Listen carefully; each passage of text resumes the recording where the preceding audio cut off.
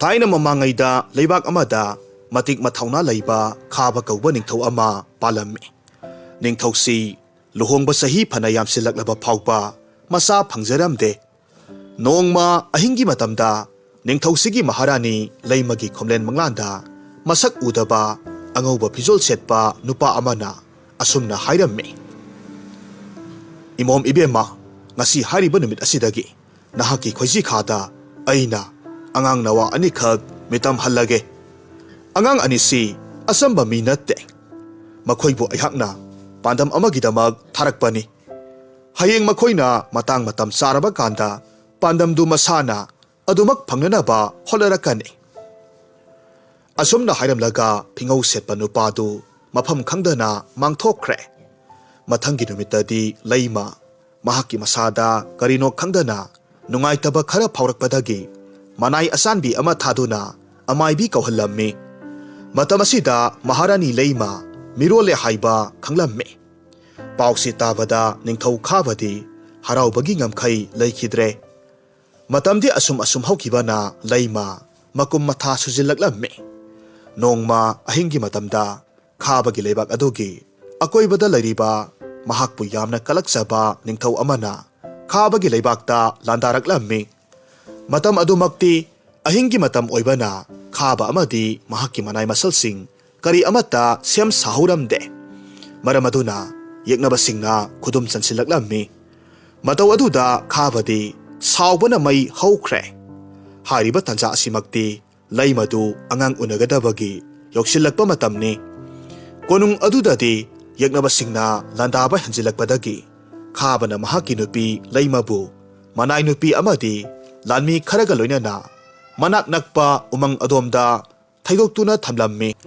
Aduga mahak amadi mahaki manai masal kayana landarakliba yeknabasing aduga mayoknarammi. Asomdana leimadu manai masal mayam aduna umangdugi asukpa mafam amada pusilaklammi. Mafam aduda hauramba yamna sauraba masa mareng phanba uzaw amagi makhada makhoi manai nupi kayana honaduna leimagi masanupi ani phangjarammi. Masanupi amana masamdu maigi masugum ngangsang ngangi. Aduga atopa nupi masa amana masamdu laisingi matawgumna ngaurok ngaurammi. Asomdasu khaba hoina yamna kanna honaduna landarakliba yeknabasing adubu tanthoklammi. Mataw asumna konungda langam phiral singkhalakpa ubada leima hoisu konungda amuk halaklammi. Khabasu mahaki masanupi anidu uzabada haraubagi ngamkhai leikhidre. Mahakna masanupi anidubu nungsina yenglaga angangba masugi masam haubi angang adubuna maira haina tholammi. Aduga angauba masugi masam haubi masanupi aduna likla haina tholammi. Mahakna makhoi ani phangjabagi harauba phongdokpa oina leibaktugi miyam pumnamak kauraga hauraba saklen ama sillanglammi. Matamdi asum haukibana maira amadi likla makhoi anisu angang pungkak sauraklammi. Matamasida mairagi maong matawda karigumba ahongba khara lakpa urammi. Mahaksi ikhang khanghodana karigumba matamda mahaki makut anida maibulgumna hektamak mai haurakpa amadi mahakna sauba matamda mahaki makutagi mairi kaya marum thorakpana singba toina tauraklammi. Masanupigi oirakliba matawasida khaba amadi leima makhoi anisu nungsa thijarammi. Makhoina leibak kayagi akhang ahi kaya marum tanaraduna masanupida tauribasi karino haina yenghallammi. Nongmagi numitni maira amadi likla makhoi ani konunggi leikolda sanarammi.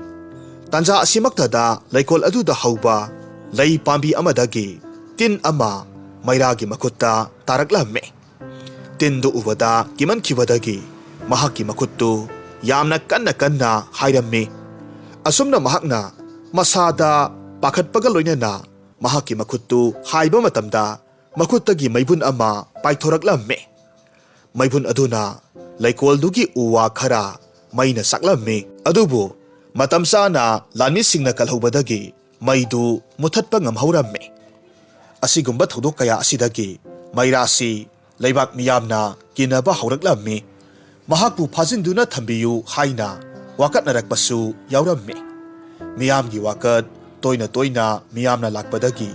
nongmadi konungda ningthau khaba amadi mahaki manai masal kayaga wa tanarami bor mantri na asumna hairamme. Iningthau handak maza ibi magi mafamda oirakliba matokse aikoina kari haiba khangba ngamdre. Leibak miyamnadi maza ibi magi mataw asida akiba phaunare. Aduna iningthau nanai aihak wafam amatangdi haijage. Leibak miyamgi amadi maza ibi magisu khallaga haijagadawribani. Ningthongna khumlammi mantri karino nahakna hainingibado hektamak hayune. Iningthau maza ibi mamairagi mafamda tawrakliba matokse karino haibaduma chapchana khangdriba makhaidi maza ibi masi matam kharadi magi kadagi hendok halagumsi. Asumna tawrabadi leibak miyamgi akibasu khara makhaidi pharaganido. Aduga aikhoisu atenba matam kharasida leibak kayada leiba aphau aphauba amaiba amaibi kaya marum tanaraga yengnanaba holarasi. Asumna haineduna maza ibi mamairabu numit adudagi hauna mahaki ka manungda solon sinduna thamlamme. Mataw asida mairadi yamna mathwai nungaijaramde. Mahakti inkhalaklibi nupi masa ama oibana mapanda chen chongduna sananinglamme. Adubu mahak manungdagi mapan sukthok thokhandana adum thambaduda aphak aphai churamme. Ahing khoding mahaki phamungda hiptuna kapcharamme. Madomta asumna kapna haijaramme. He taibang sembiba mapu karigino aibo asumna ohenbiri basibo. Aisu isam samba miyoi amagumna nungaina hingningi. Adubu ai mafamse thadokuna kadaidano ama chenkragi. Maduna aigi ima ipa amadi inaunupida natana leibak miyamgisu afaba oiragani. Asumna khanduna mahak ahingi matam adumaktada kanasu udringai mahaki kagi thongdu hangdoknaba hotnaramme. Adubu hangdokpadi ngamlamde.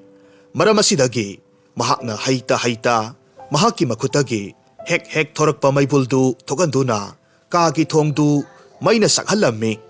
Mahakna adumna tawbaduda kagi thong adu khak natana konung pumnamak mai sakpa horaklammi. Mataw aduda mahak yamna pakhatlammi. Lanmisingna mahakpu makhong makhut punsinduna thamnanaba hotnaraklammi. Adubu mahak yamna haina singna konungdudagi chenthokki. Manak nakpa umang adomda chensinkibadagi lanmising adunasu tanaba phangkhidre. Masidagi mahak umang aduda asum sangsilakpana mi pong sangnadaba asukpa mafam ama yoksilaklammi. Mafam aduda mahak ingbana masadu thak nikpadagi manak aduaida taramba singtek masa masu khara khunjillammi. Mai haugatnaba thaurang tawrammi. Adubu handakti mahaki makhutagi mai amatasu thorak uhaiba yakhidre. Mataw aduda mahak yamna sauninglammi. Asauba amaga loinana haijarammi. Karino aina mai thokhaningba matam asidana thokriba sibo. Karisu natabada hektamak thoraktuna amang ata kaya marom hektamak ohenba. Thorao mai thoraone karigi thokribano. Asumna haiduna hanjinna makhut tingtuktuna mai thoraknaba hotnarammi. Masidagi khanghaudana mahaki makhutagi maibun asauba ama thoraklammi. Akoibadu maina tumna sakpa haugalaklammi. Mataw aduda mahak pakhatpana loikre. Aduga maidubu muthatnanaba hotnarammi. Adubu mahakna pakhatpaduda maidudi hena sakhatpa hengalaklammi. Tanja adumaktada kadomdagino khanghaude yamna ngakpa nupi amakhak thoraklammi. Sakliba maijaudu muthatlammi. Aduga mahaknasu mairada karigumba posak ama manam namhanduna mahaki pakhatpa amadi asauba pumnamak nyamtha halammi. Nupi aduna tapna hanglammi. Ibema nahakpu kanano asigumnaba matik magun chawba sakti asidi nangonda kamdongna selamlibano. Mairana khummi. Ima nasa ihak masigi maramda karisu khangjade. Aigi iming maira kawi. Leibak asigi ningthau khabagi mamomne. Asumna haiduna mahakna konung thadukduna chentorakpagi wari pumnamak tamlammi. Masidagi nupi aduna amuk hairakki. ꯑꯣ ꯐꯔꯦ ꯐꯔꯦ ꯑꯗꯨꯗꯤ ꯅꯍꯥꯛ ꯑꯩꯒꯤꯗ ꯃꯇꯝ ꯈꯔꯗꯤ ꯂꯩꯔꯁꯤ ꯏꯃꯥꯒꯤ ꯃꯤꯡ ꯊꯥꯔꯣ ꯀꯧꯏ ꯑꯩꯍꯥꯛꯁꯦ ꯑꯃꯥꯏꯕꯤ ꯑꯃꯅꯤ ꯍꯥ ꯀꯔꯤ ꯍꯥꯏꯕ ꯑꯃꯥꯏꯕꯤ ꯑꯃꯅꯤ ꯍꯥꯏꯕ ꯃꯥꯅꯤ ꯑꯗꯨꯕꯨ ꯌꯦꯡꯉꯣꯏ ꯅꯪ ꯑꯩꯕꯨ ꯂꯥꯟꯅ ꯂꯧꯒꯅꯨ ꯑꯃꯥꯏꯕꯤ ꯈꯨꯗꯤꯡꯃꯛ ꯐꯠꯇꯕ ꯍꯦꯛꯇ ꯑꯣꯏꯔꯝꯒꯗꯕ ꯅꯠꯇꯦ ꯑꯩꯍꯥꯛꯇꯤ ꯃꯤꯌꯥꯝꯒꯤ ꯑꯃꯗꯤ ꯊꯋꯥꯏ ꯄꯥꯟꯕ ꯖꯤꯕꯁꯤꯡꯒꯤ ꯌꯥꯏꯐꯅꯕꯇ ꯃꯈꯣꯏꯒꯤꯗꯃꯛ ꯑꯅꯥ ꯂꯥꯌꯦꯡꯕꯤꯕ ꯑꯃꯥꯏꯕꯤ ꯑꯃꯅꯤ ꯑꯗꯨꯅ ꯅꯍꯥꯛ ꯑꯩꯉꯣꯟꯗ ꯆꯤꯡꯅꯕ ꯐꯥꯎꯒꯅꯨ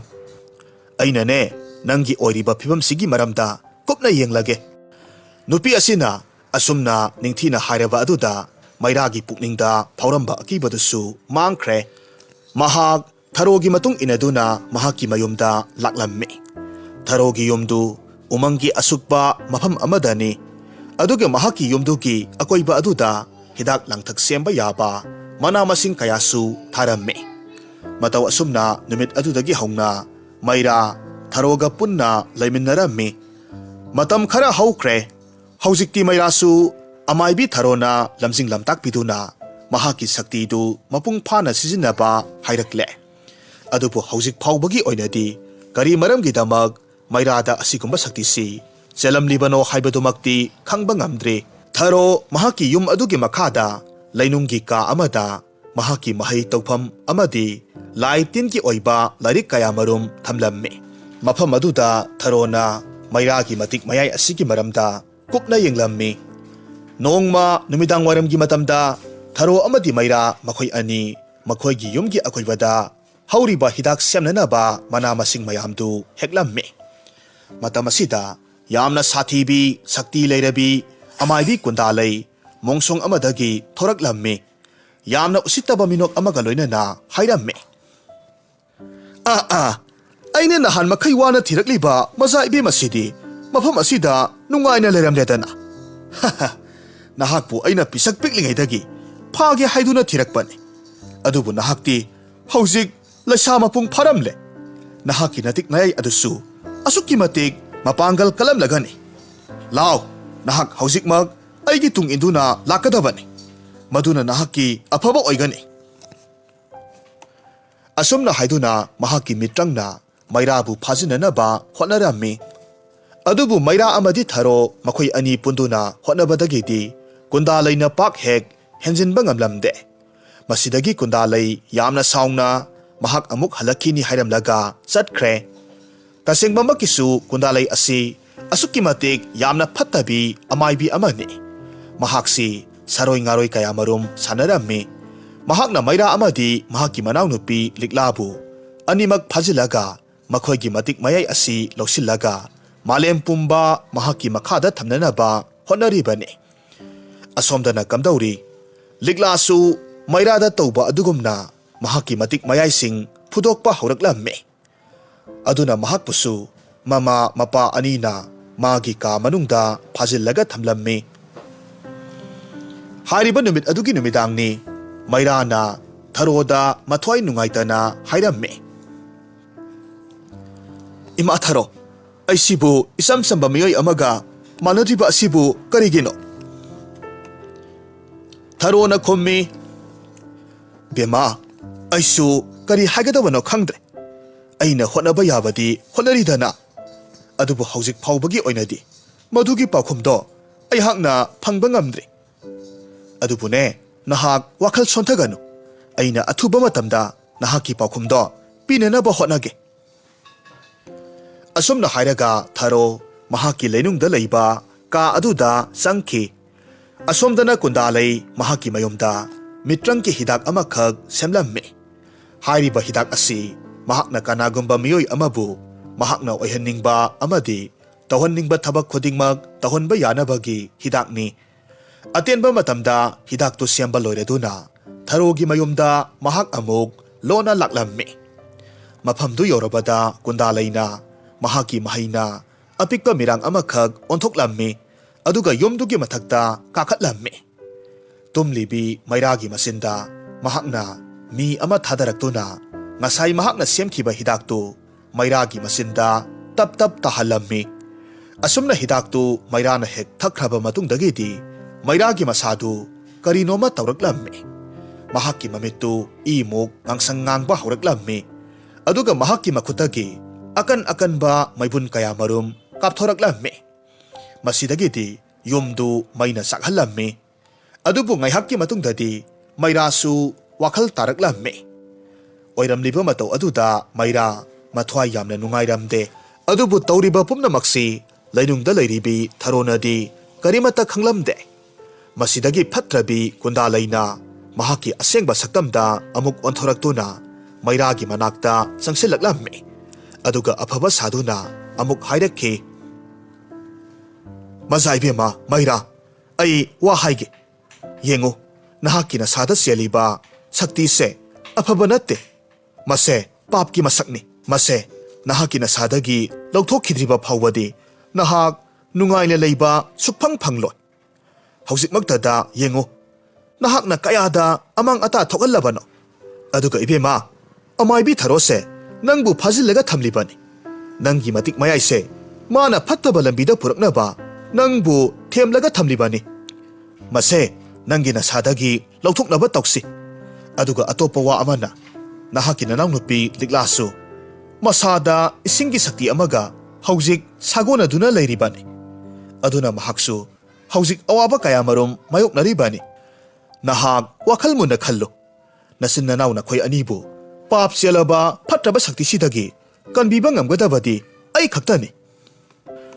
kundalaigi wahaisi tarubata mairasu kundalaibu thajaba phauramme aduga mahakna awaba tariba asigum manaw nupi liklasu taramlagani khandona mahak haujikti kundalaigi matung inaduna chatlagi haina khankhre mataw asumna makhoi ani kundalaigi mayumda lakmenaramme kundalaina mairabu semjin sajinba wari kaya marum tamsiladuna mabukning olhalammi kundalaina mairada manaw nupi adubusu mahaki manakta purao aduga nakhoi anigi phatraba saktisi mahakna punna lawthokpirage hairamme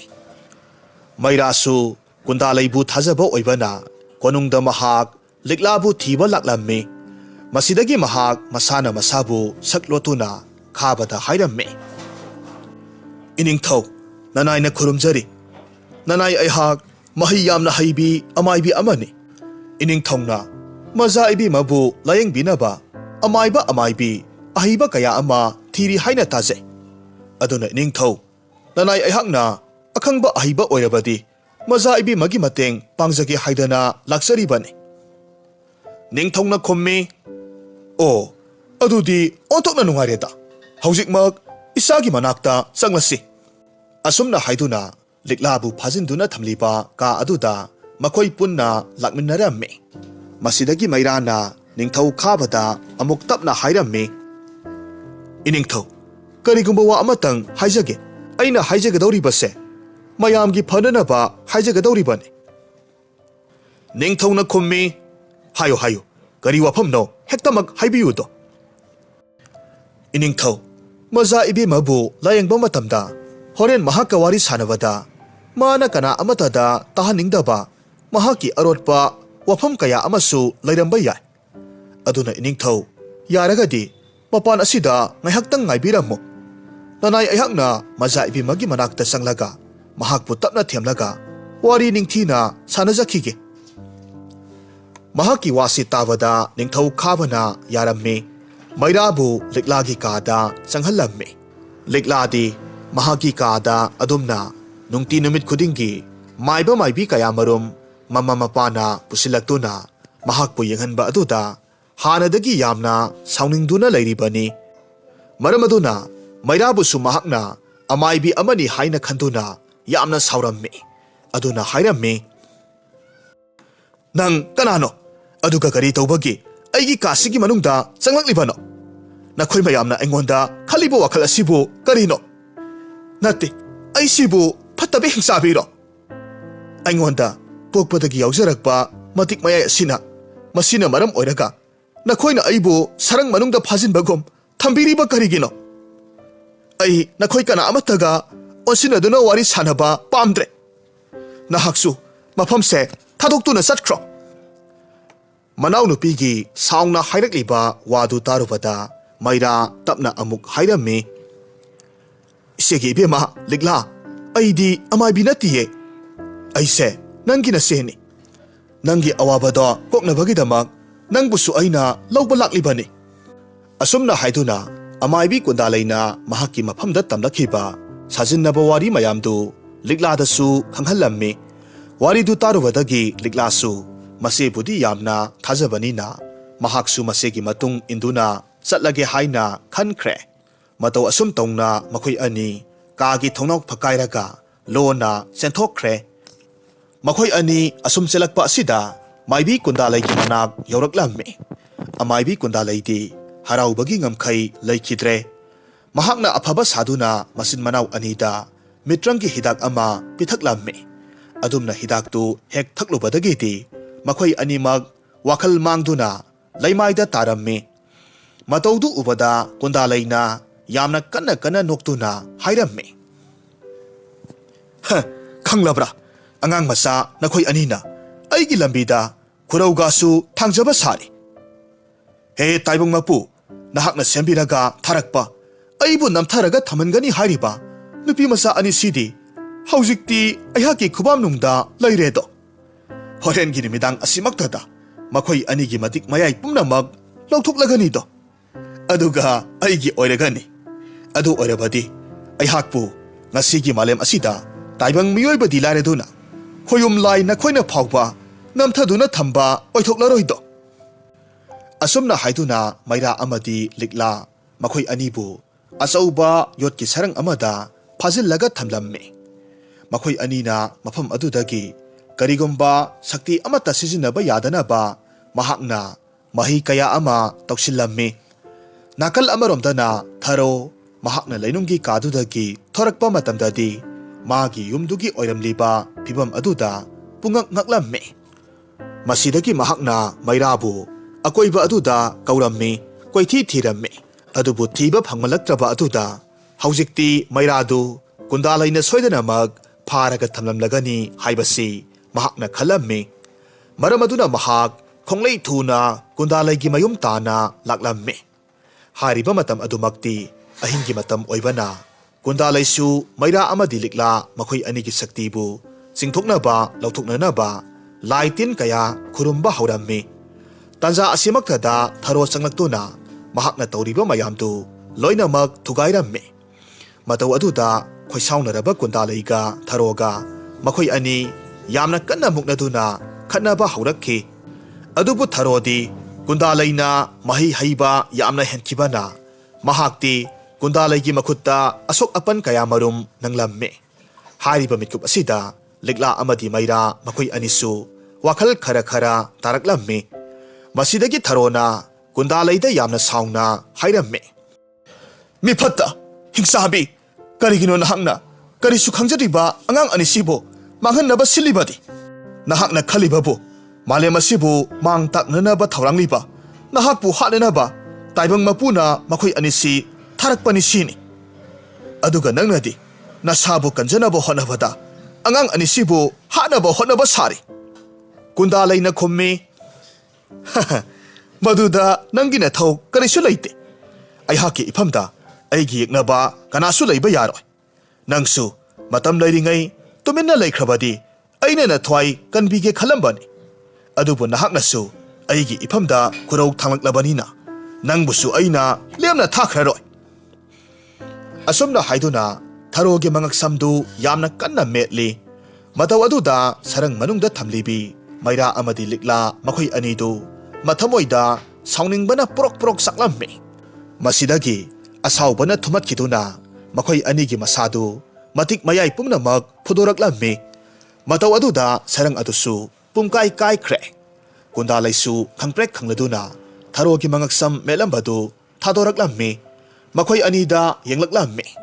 makhoi anigi mamangda sanakhiba wari kaya adudagi maira amadi likla makhoi anina makhoigi masagi sakti asigi maramdasu khangjaraklammi mataw asum tongna ngaihak akanba maongda khut thoknarammi maira amadi likla makhoi anina hena mapangal kanba henjilakpana kundalai mahaki masinda karigumba laiwa ama solaklammi mahakna asumna hek tawbagadi khanghaude atiya pumnamak Amuba mapaygi nongna pungmam mamsinki. Amuba lasilaktagi musin muraba mamitna ngangsang ngangba manaton amadi mayadagi maybun kamba asauba singlay ama makoy tamna paitharaklammi.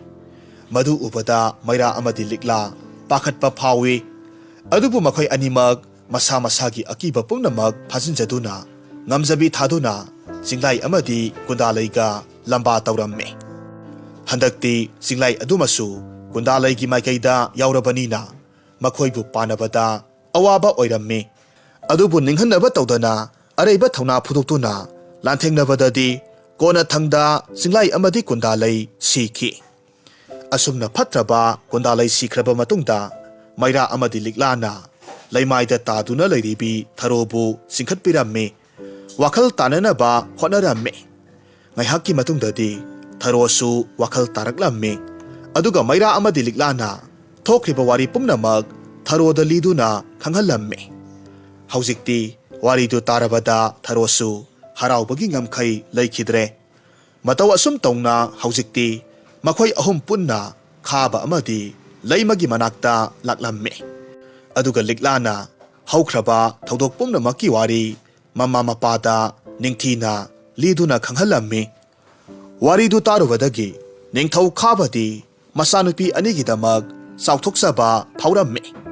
Aduga amuksu mamangda makoyna masanupi anida tawkiba mayam adugidamag yamna nungaijaramde. Ningthau khabana hairamme. Ipagi ibema napa ayhakse wakal theluraba male.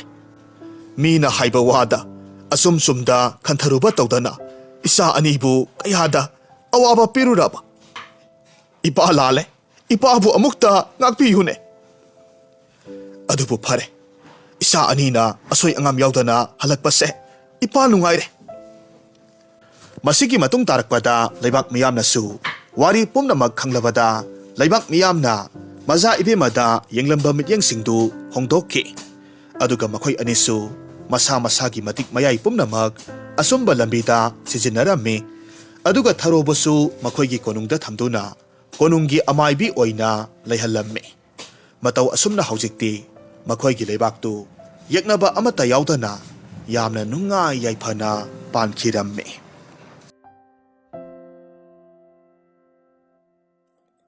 Thaina ngaligay matamni apikpa khungang amada piktak tawna saba khangpuksang amada mayraba amadi mala makoy matay manaw anisi ingna sikna layminarami.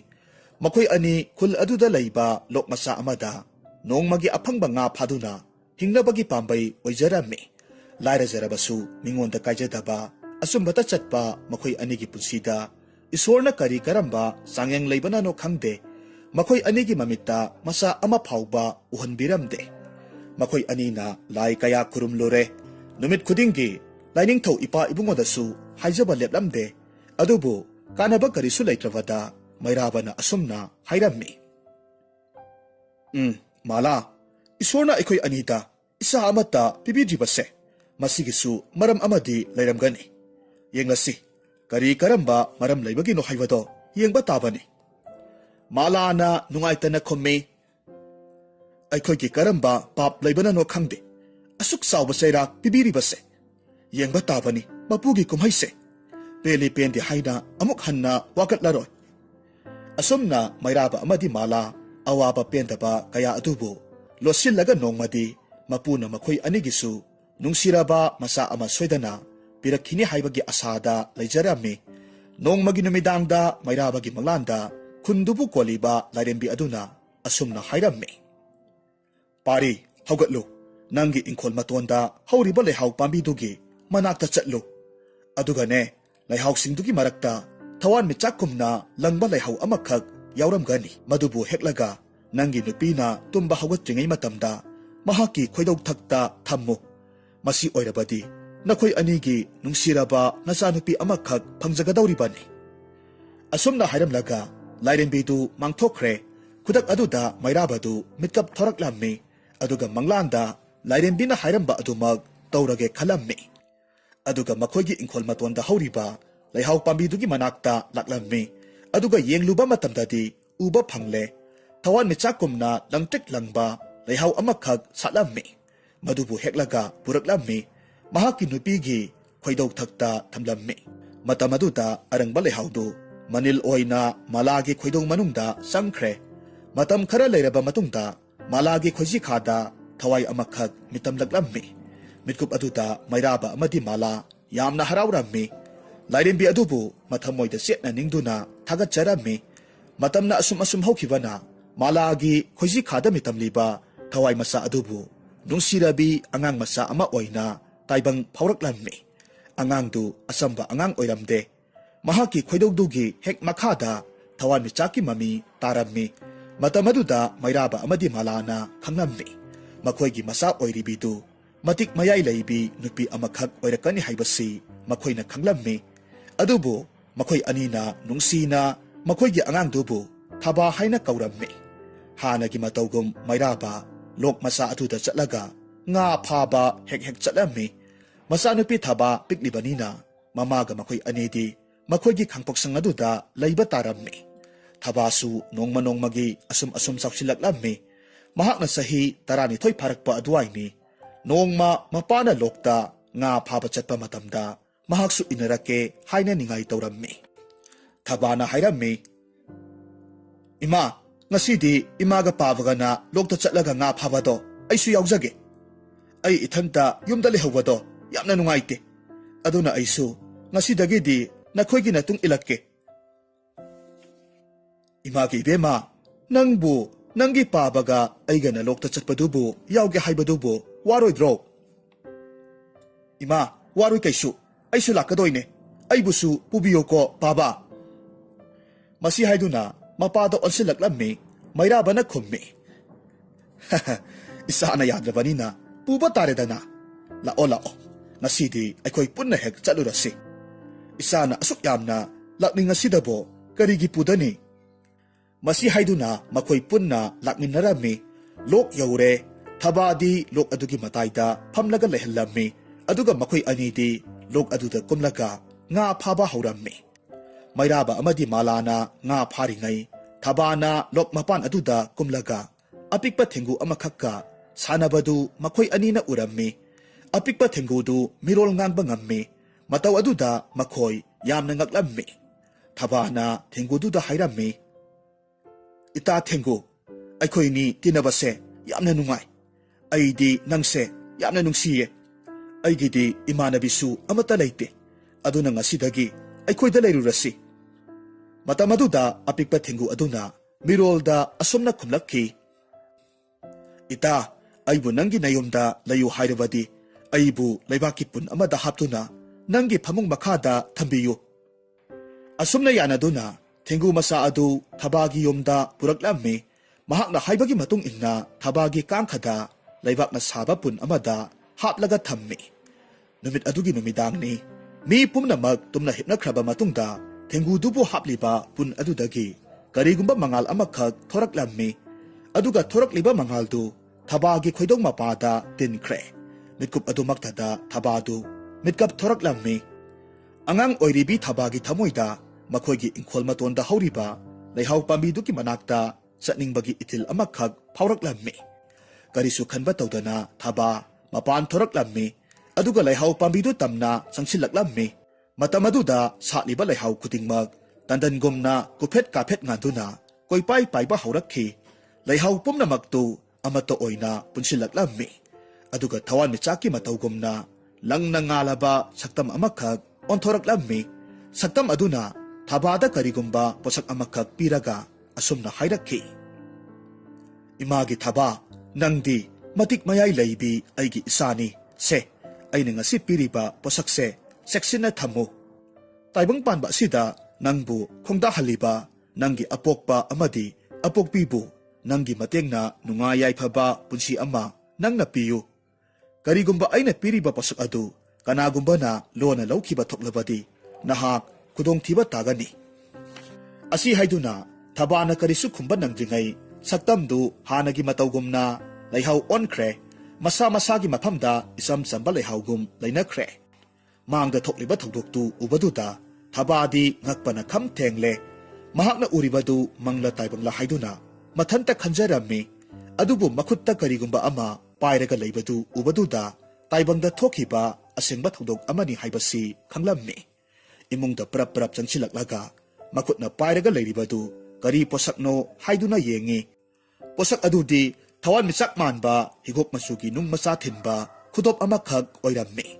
ꯈꯨꯗꯣꯞꯇꯨ ꯊꯕꯥꯅ ꯃꯥꯒꯤ ꯈꯨꯅꯤꯡꯊꯧꯗ ꯁꯤꯖꯤꯜꯂꯤ, ꯑꯗꯨꯒ ꯀꯔꯤꯁꯨ ꯊꯣꯛꯈꯤꯗꯕꯒꯨꯝ ꯇꯨꯃꯤꯟꯅ ꯑꯃꯨꯛ ꯇꯨꯝꯊꯈ꯭ꯔꯦ꯫ ꯃꯊꯪꯒꯤ ꯅꯨꯃꯤꯠ ꯅꯣꯡꯉꯥꯜꯂꯛꯂꯕꯗ ꯃꯥꯒꯤ ꯀꯥꯡꯈꯗ ꯊꯝꯕ ꯄꯨꯟ ꯑꯗꯨꯗ ꯊꯦꯡꯒꯨꯗꯨ ꯌꯦꯡꯂꯨꯕ ꯀꯥꯟꯗꯗꯤ ꯊꯦꯡꯒꯨꯗꯨꯗꯤ ꯂꯩꯔꯝꯗ꯭ꯔꯦ꯫ ꯑꯗꯨꯕꯨ ꯑꯉꯛꯄꯒꯤ ꯃꯇꯧꯅꯤ, ꯂꯩꯕꯥꯛꯅ ꯁꯥꯕ ꯄꯨꯟꯗꯨ ꯁꯅꯥꯒꯤ ꯄꯨꯟ ꯑꯣꯜꯂꯒ ꯂꯩꯔꯝꯂꯦ꯫ ꯄꯨꯟꯗꯨꯒꯤ ꯃꯅꯨꯡꯗꯅ ꯁꯅꯥꯅ ꯄꯤꯛ ꯊꯟꯅ ꯌꯥꯎꯔꯒ ꯂꯩꯔꯝꯃꯤ꯫ ꯑꯁꯨꯝꯅ ꯄꯨꯟꯗꯨꯒꯤ ꯃꯇꯦꯡꯅ ꯃꯩꯔꯥꯕꯒꯤ ꯏꯃꯨꯡꯗꯨ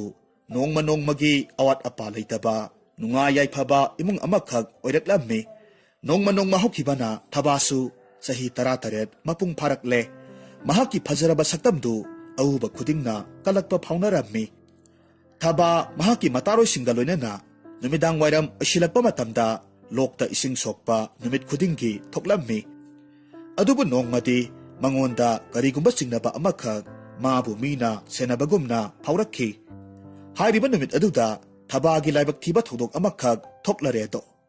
ꯃꯇꯥꯔꯣꯏ ꯃꯌꯥꯝ ꯃꯔꯛ ꯑꯗꯨꯗ ꯂꯨꯃꯥꯡ ꯈꯣꯏꯕꯤ, ꯃꯌꯥꯝꯒ ꯃꯥꯟꯅꯗꯅ ꯍꯨꯌꯥ ꯇꯨꯝꯇꯛ ꯇꯧꯕꯤ, ꯃꯁꯛ ꯃꯇꯧ ꯌꯥꯝꯅ ꯐꯖꯕꯤ, ꯃꯃꯤꯡꯅ ꯂꯨꯁꯤꯡ ꯀꯧꯕꯤ ꯑꯃ ꯌꯥꯎꯔꯝꯃꯤ꯫ ꯃꯍꯥꯛꯅ ꯃꯍꯥꯛꯀꯤ ꯄꯨꯟꯕꯨ ꯁꯣꯏꯕ ꯁꯥꯔꯒ ꯅꯨꯡ ꯂꯩꯕ ꯖꯒꯥ ꯑꯃꯗ ꯊꯣꯛ ꯊꯥꯗꯔꯝꯃꯤ꯫ ꯑꯗꯨꯒ ꯊꯕꯥꯗ ꯊꯣꯛ ꯊꯦꯡꯗꯨꯅ ꯃꯍꯥꯛꯀꯤ ꯁꯅꯥꯕꯨꯟ ꯑꯗꯨꯕꯨꯁꯨ ꯏꯁꯤꯡꯒꯤ ꯏꯔꯩꯗ ꯇꯥꯎꯊꯍꯟꯈꯤꯔꯝꯃꯤ꯫ ꯅꯨꯄꯤꯗꯨꯅ ꯊꯕꯥꯗ ꯑꯁꯨꯝꯅ ꯄꯥꯈꯠꯅ ꯍꯥꯏꯔꯝꯃꯤ, ꯏꯇꯥ ꯊꯕꯥ, ꯑꯩꯒꯤ ꯄꯨꯟꯁꯨ ꯀꯥꯏꯈ꯭ꯔꯦ꯫ ꯅꯪꯒꯤ ꯁꯅꯥꯕꯨꯟꯕꯨꯁꯨ ꯑꯩꯅ ꯃꯔꯝ ꯑꯣꯏꯔꯒ ꯏꯁꯤꯡꯗ ꯇꯥꯎꯊꯍꯟꯈ꯭ꯔꯦ꯫ ꯑꯩ ꯅꯪꯒꯤ ꯁꯅꯥꯕꯨꯟꯁꯦ ꯐꯪꯅꯕ ꯊꯤꯔꯨꯒꯦ꯫ ꯑꯁꯨꯝꯅ ꯍꯥꯏꯔꯝꯂꯒ ꯂꯣꯛꯇꯨꯒꯤ ꯃꯄꯥꯟꯗ ꯆꯠꯇꯨꯅ ꯏꯔꯩꯅ ꯄꯨꯕ ꯃꯥꯏꯀꯩꯔꯣꯝꯗ ꯊꯕꯥꯒꯤ ꯁꯅꯥꯕꯨꯟꯗꯨꯕꯨ ꯊꯤꯕ ꯂꯥꯛꯂꯝꯃꯤ꯫ ꯊꯕꯥꯒꯤ ꯑꯇꯣꯞꯄ ꯃꯇꯥꯔꯣꯏꯁꯤꯡꯗꯨꯗꯤ ꯃꯌꯨꯝ ꯃꯌꯨꯝꯗ ꯍꯟꯅꯈ꯭ꯔꯦ꯫ ꯂꯨꯁꯤꯡꯒꯤ ꯃꯇꯨꯡ ꯏꯜꯂꯛꯇꯨꯅ ꯊꯕꯥꯗꯨ ꯂꯨꯁꯤꯡꯗ ꯑꯁꯨꯝꯅ ꯍꯥꯏꯔꯛꯈꯤ, ꯏꯇꯥ ꯂꯨꯁꯤꯡ, ꯂꯦꯞꯄꯣ, ꯊꯤꯔꯨꯔꯅꯨ꯫ ꯁꯅꯥꯕꯨꯟꯗꯨꯗꯤ ꯃꯥꯡꯖꯈ꯭ꯔꯁꯅꯨ꯫ ꯅꯨꯃꯤꯠꯁꯨ ꯇꯥꯁꯤꯜꯂꯛꯂꯦ꯫ ꯑꯗꯨꯅ ꯑꯩꯈꯣꯏ ꯑꯅꯤꯁꯨ ꯌꯨꯝꯗ ꯍꯟꯅꯅꯕ ꯇꯧꯔꯁꯤ꯫ ꯃꯇꯥꯔꯣꯏ ꯑꯇꯩꯁꯤꯡꯗꯨ ꯍꯟꯈ꯭ꯔꯦ ꯈꯪꯂꯕꯗ ꯂꯨꯁꯤꯡꯗꯨ ꯃꯥꯏꯊꯣꯡꯗ ꯑꯈꯥꯕ ꯃꯤꯅꯣꯛ ꯑꯃꯈꯛ ꯅꯣꯛꯂꯝꯃꯤ꯫ ꯑꯗꯨꯒ ꯃꯁꯛ ꯃꯇꯧ ꯐꯖꯈ꯭ꯔꯕ ꯂꯨꯁꯤꯡꯗꯨ ꯑꯀꯤꯕꯒꯤ ꯃꯁꯛ ꯑꯣꯏꯔꯕ ꯍꯤꯡꯁꯥꯕꯤ ꯑꯃꯈꯛ ꯑꯣꯟꯊꯣꯔꯛꯂꯝꯃꯤ꯫ ꯇꯁꯦꯡꯕꯗꯤ ꯍꯤꯡꯁꯥꯕꯤ ꯑꯗꯨꯅ ꯊꯕꯥꯒꯤ ꯃꯇꯤꯛ ꯃꯌꯥꯏꯗꯨꯕꯨ ꯍꯦꯛ ꯈꯪꯕꯒ ꯂꯨꯁꯤꯡꯒꯤ ꯁꯛꯂꯣꯟ ꯂꯧꯔꯒ ꯊꯕꯥꯕꯨ ꯀꯣꯏꯁꯦꯟ ꯁꯦꯟꯅꯕ ꯍꯧꯔꯛꯈꯤꯕꯅꯤ꯫ ꯉꯁꯤꯗꯤ ꯇꯟꯖꯥ ꯐꯪꯂꯕꯗꯨꯗ ꯊꯕꯥꯕꯨ ꯃꯥꯡꯍꯜꯂꯒꯦ ꯍꯥꯏꯅ ꯈꯟꯈ꯭ꯔꯦ꯫ ꯑꯗꯨꯒ ꯊꯕꯥꯕꯨ ꯃꯍꯥꯛꯅ ꯌꯥꯝꯅ ꯂꯥꯏꯅ ꯃꯥꯏꯊꯤꯕ ꯄꯤꯒꯦ ꯈꯜꯂꯝꯃꯤ꯫ ꯑꯗꯨꯕꯨ ꯍꯤꯡꯁꯥꯕꯤꯗꯨꯅ ꯊꯕꯥꯒꯤ ꯍꯛꯆꯥꯡꯗ ꯍꯦꯛ ꯁꯣꯛꯂꯨꯕ ꯃꯇꯝꯗꯗꯤ ꯍꯤꯡꯁꯥꯕꯤꯗꯨ ꯁꯥꯐꯨ ꯀꯟꯅ ꯄꯥꯏꯊꯣꯔꯛꯂꯝꯃꯤ꯫ ꯈꯨꯗꯛ ꯑꯗꯨꯗ ꯊꯕꯥꯗꯤ ꯒ꯭ꯌꯥꯟ ꯃꯥꯡꯗꯨꯅ ꯑꯁꯤꯕ ꯑꯃꯒꯨꯝ ꯇꯥꯔꯒ ꯂꯩꯈ꯭ꯔꯦ꯫ ꯃꯤꯠꯀꯨꯞꯇꯨꯒꯤ ꯈꯨꯗꯣꯡꯆꯥꯕ ꯂꯧꯔꯒ ꯍꯤꯡꯁꯥꯕꯤ ꯑꯗꯨꯅ ꯊꯕꯥꯕꯨ ꯁꯣꯛꯄ ꯌꯥꯕ꯭ꯔꯥ ꯍꯥꯏꯗꯨꯅ ꯆꯥꯡ ꯌꯦꯡꯂꯝꯃꯤ꯫ ꯑꯗꯨꯕꯨ ꯂꯥꯏꯕꯛ ꯊꯤꯕꯗꯤ ꯊꯕꯥꯅ ꯑꯁꯤꯕ ꯑꯃꯒꯨꯝ ꯇꯨꯝꯂꯒ ꯂꯩꯕ ꯃꯇꯝ ꯑꯗꯨꯗꯗꯤ ꯍꯤꯡꯁꯥꯕꯤꯗꯨꯅ ꯁꯣꯛꯄꯗꯨ ꯌꯥꯔꯝꯃꯤ꯫ ꯍꯤꯡꯁꯥꯕꯤꯗꯨꯅ ꯊꯕꯥꯒꯤ ꯈꯨꯅꯤꯡꯊꯧꯗ ꯁꯤꯔꯤꯕ ꯃꯇꯤꯛ ꯃꯌꯥꯏ ꯂꯩꯕ ꯈꯨꯗꯣꯞꯇꯨ ꯂꯧꯊꯣꯛꯂꯝꯃꯤ꯫ ꯑꯗꯨꯒ ꯃꯥꯒꯤ ꯈꯨꯅꯤꯡꯊꯧꯗ ꯁꯤꯖꯤꯟꯈ꯭ꯔꯦ꯫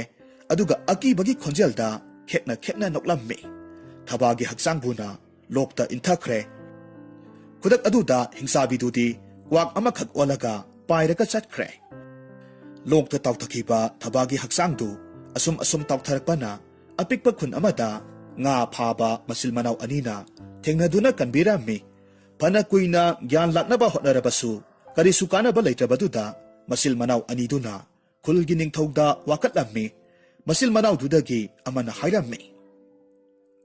ꯏꯅꯤꯡꯊꯧ, ꯃꯁꯤꯒꯤ ꯁꯛꯈꯪꯗꯕꯤ ꯂꯩꯁꯥꯕꯤꯁꯤ ꯑꯩꯈꯣꯏꯅ ꯇꯨꯔꯦꯜꯗ ꯉꯥ ꯐꯥꯔꯒ ꯂꯩꯔꯤꯉꯩꯗ ꯏꯁꯤꯡꯒꯤ ꯏꯆꯦꯜꯗ ꯇꯥꯎꯊꯔꯛꯄꯅꯤ꯫ ꯑꯩꯈꯣꯏꯅ ꯐꯅ ꯀꯟꯅ ꯍꯣꯠꯅꯔꯕꯁꯨ ꯒ꯭ꯌꯥꯟ ꯂꯥꯛꯈꯤꯗ꯭ꯔꯦ꯫ ꯃꯔꯝ ꯑꯗꯨꯅ ꯏꯅꯤꯡꯊꯧꯒꯤ ꯅꯐꯝꯗ ꯁꯤꯟꯅꯖꯕ ꯂꯥꯛꯆꯕꯅꯤ꯫ ꯃꯁꯤ ꯍꯥꯏꯗꯨꯅ ꯅꯤꯡꯊꯧꯗ ꯏꯀꯥꯏ ꯈꯨꯝꯅꯕ ꯎꯠꯂꯝꯃꯤ꯫ ꯅꯤꯡꯊꯧꯅ ꯍꯥꯏꯔꯛꯈꯤ, ꯐꯔꯦ, ꯅꯈꯣꯏ ꯅꯆꯤꯟ ꯅꯅꯥꯎ ꯑꯅꯤꯅ ꯃꯤꯑꯣꯏꯕ ꯑꯃ ꯑꯣꯏꯅ ꯃꯤꯅꯨꯡꯁꯤ ꯎꯠꯂꯒ ꯁꯛꯈꯪꯗꯕꯤ ꯑꯃꯕꯨ ꯀꯟꯕꯤꯔꯝꯕꯒꯤꯗꯃꯛ ꯅꯤꯡꯊꯧ ꯑꯩꯅ ꯌꯥꯝꯅ ꯄꯦꯜꯂꯦ꯫ ꯍꯥꯏ, ꯅꯈꯣꯏ ꯀꯅꯥ ꯀꯅꯥ ꯂꯩ? ꯃꯁꯥꯒꯤ ꯃꯇꯧ ꯍꯨꯟꯗꯣꯛꯂꯝꯂꯒ ꯃꯤꯒꯤ ꯄꯨꯟꯁꯤꯕꯨ ꯀꯟꯕꯤꯔꯛꯂꯤꯕ ꯃꯆꯤꯟ ꯃꯅꯥꯎ ꯑꯅꯤꯁꯤꯗ ꯁꯅꯥ ꯈꯧꯖꯥꯎ ꯑꯃꯇꯪ ꯄꯤꯈꯣꯍꯩ꯫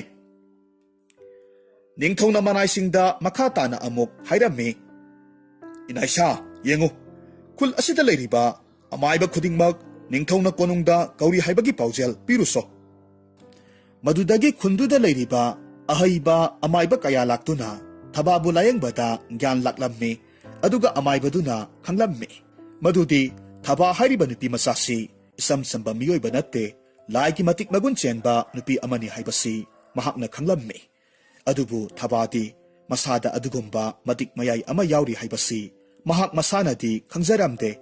ꯃꯔꯝ ꯑꯁꯤꯃꯛꯅ ꯃꯍꯥꯛꯀꯤ ꯃꯇꯤꯛ ꯃꯌꯥꯏ ꯑꯗꯨꯕꯨ ꯃꯍꯥꯛꯅ ꯂꯥꯛꯁꯤꯟꯕ ꯉꯝꯈꯤꯗꯕꯅꯤ꯫ ꯊꯕꯥꯁꯨ ꯃꯐꯝꯗꯨꯗ ꯑꯁꯨꯝ ꯂꯩꯔꯛꯄꯅ ꯃꯁꯥꯗꯨ ꯄꯨꯡꯐ ꯐꯔꯦ꯫ ꯃꯍꯥꯛ ꯃꯥꯒꯤ ꯈꯨꯜꯗꯨꯒꯤ ꯃꯥꯏꯀꯩ ꯄꯥꯡꯂꯒꯦ ꯍꯥꯏꯅ ꯈꯜꯂꯦ꯫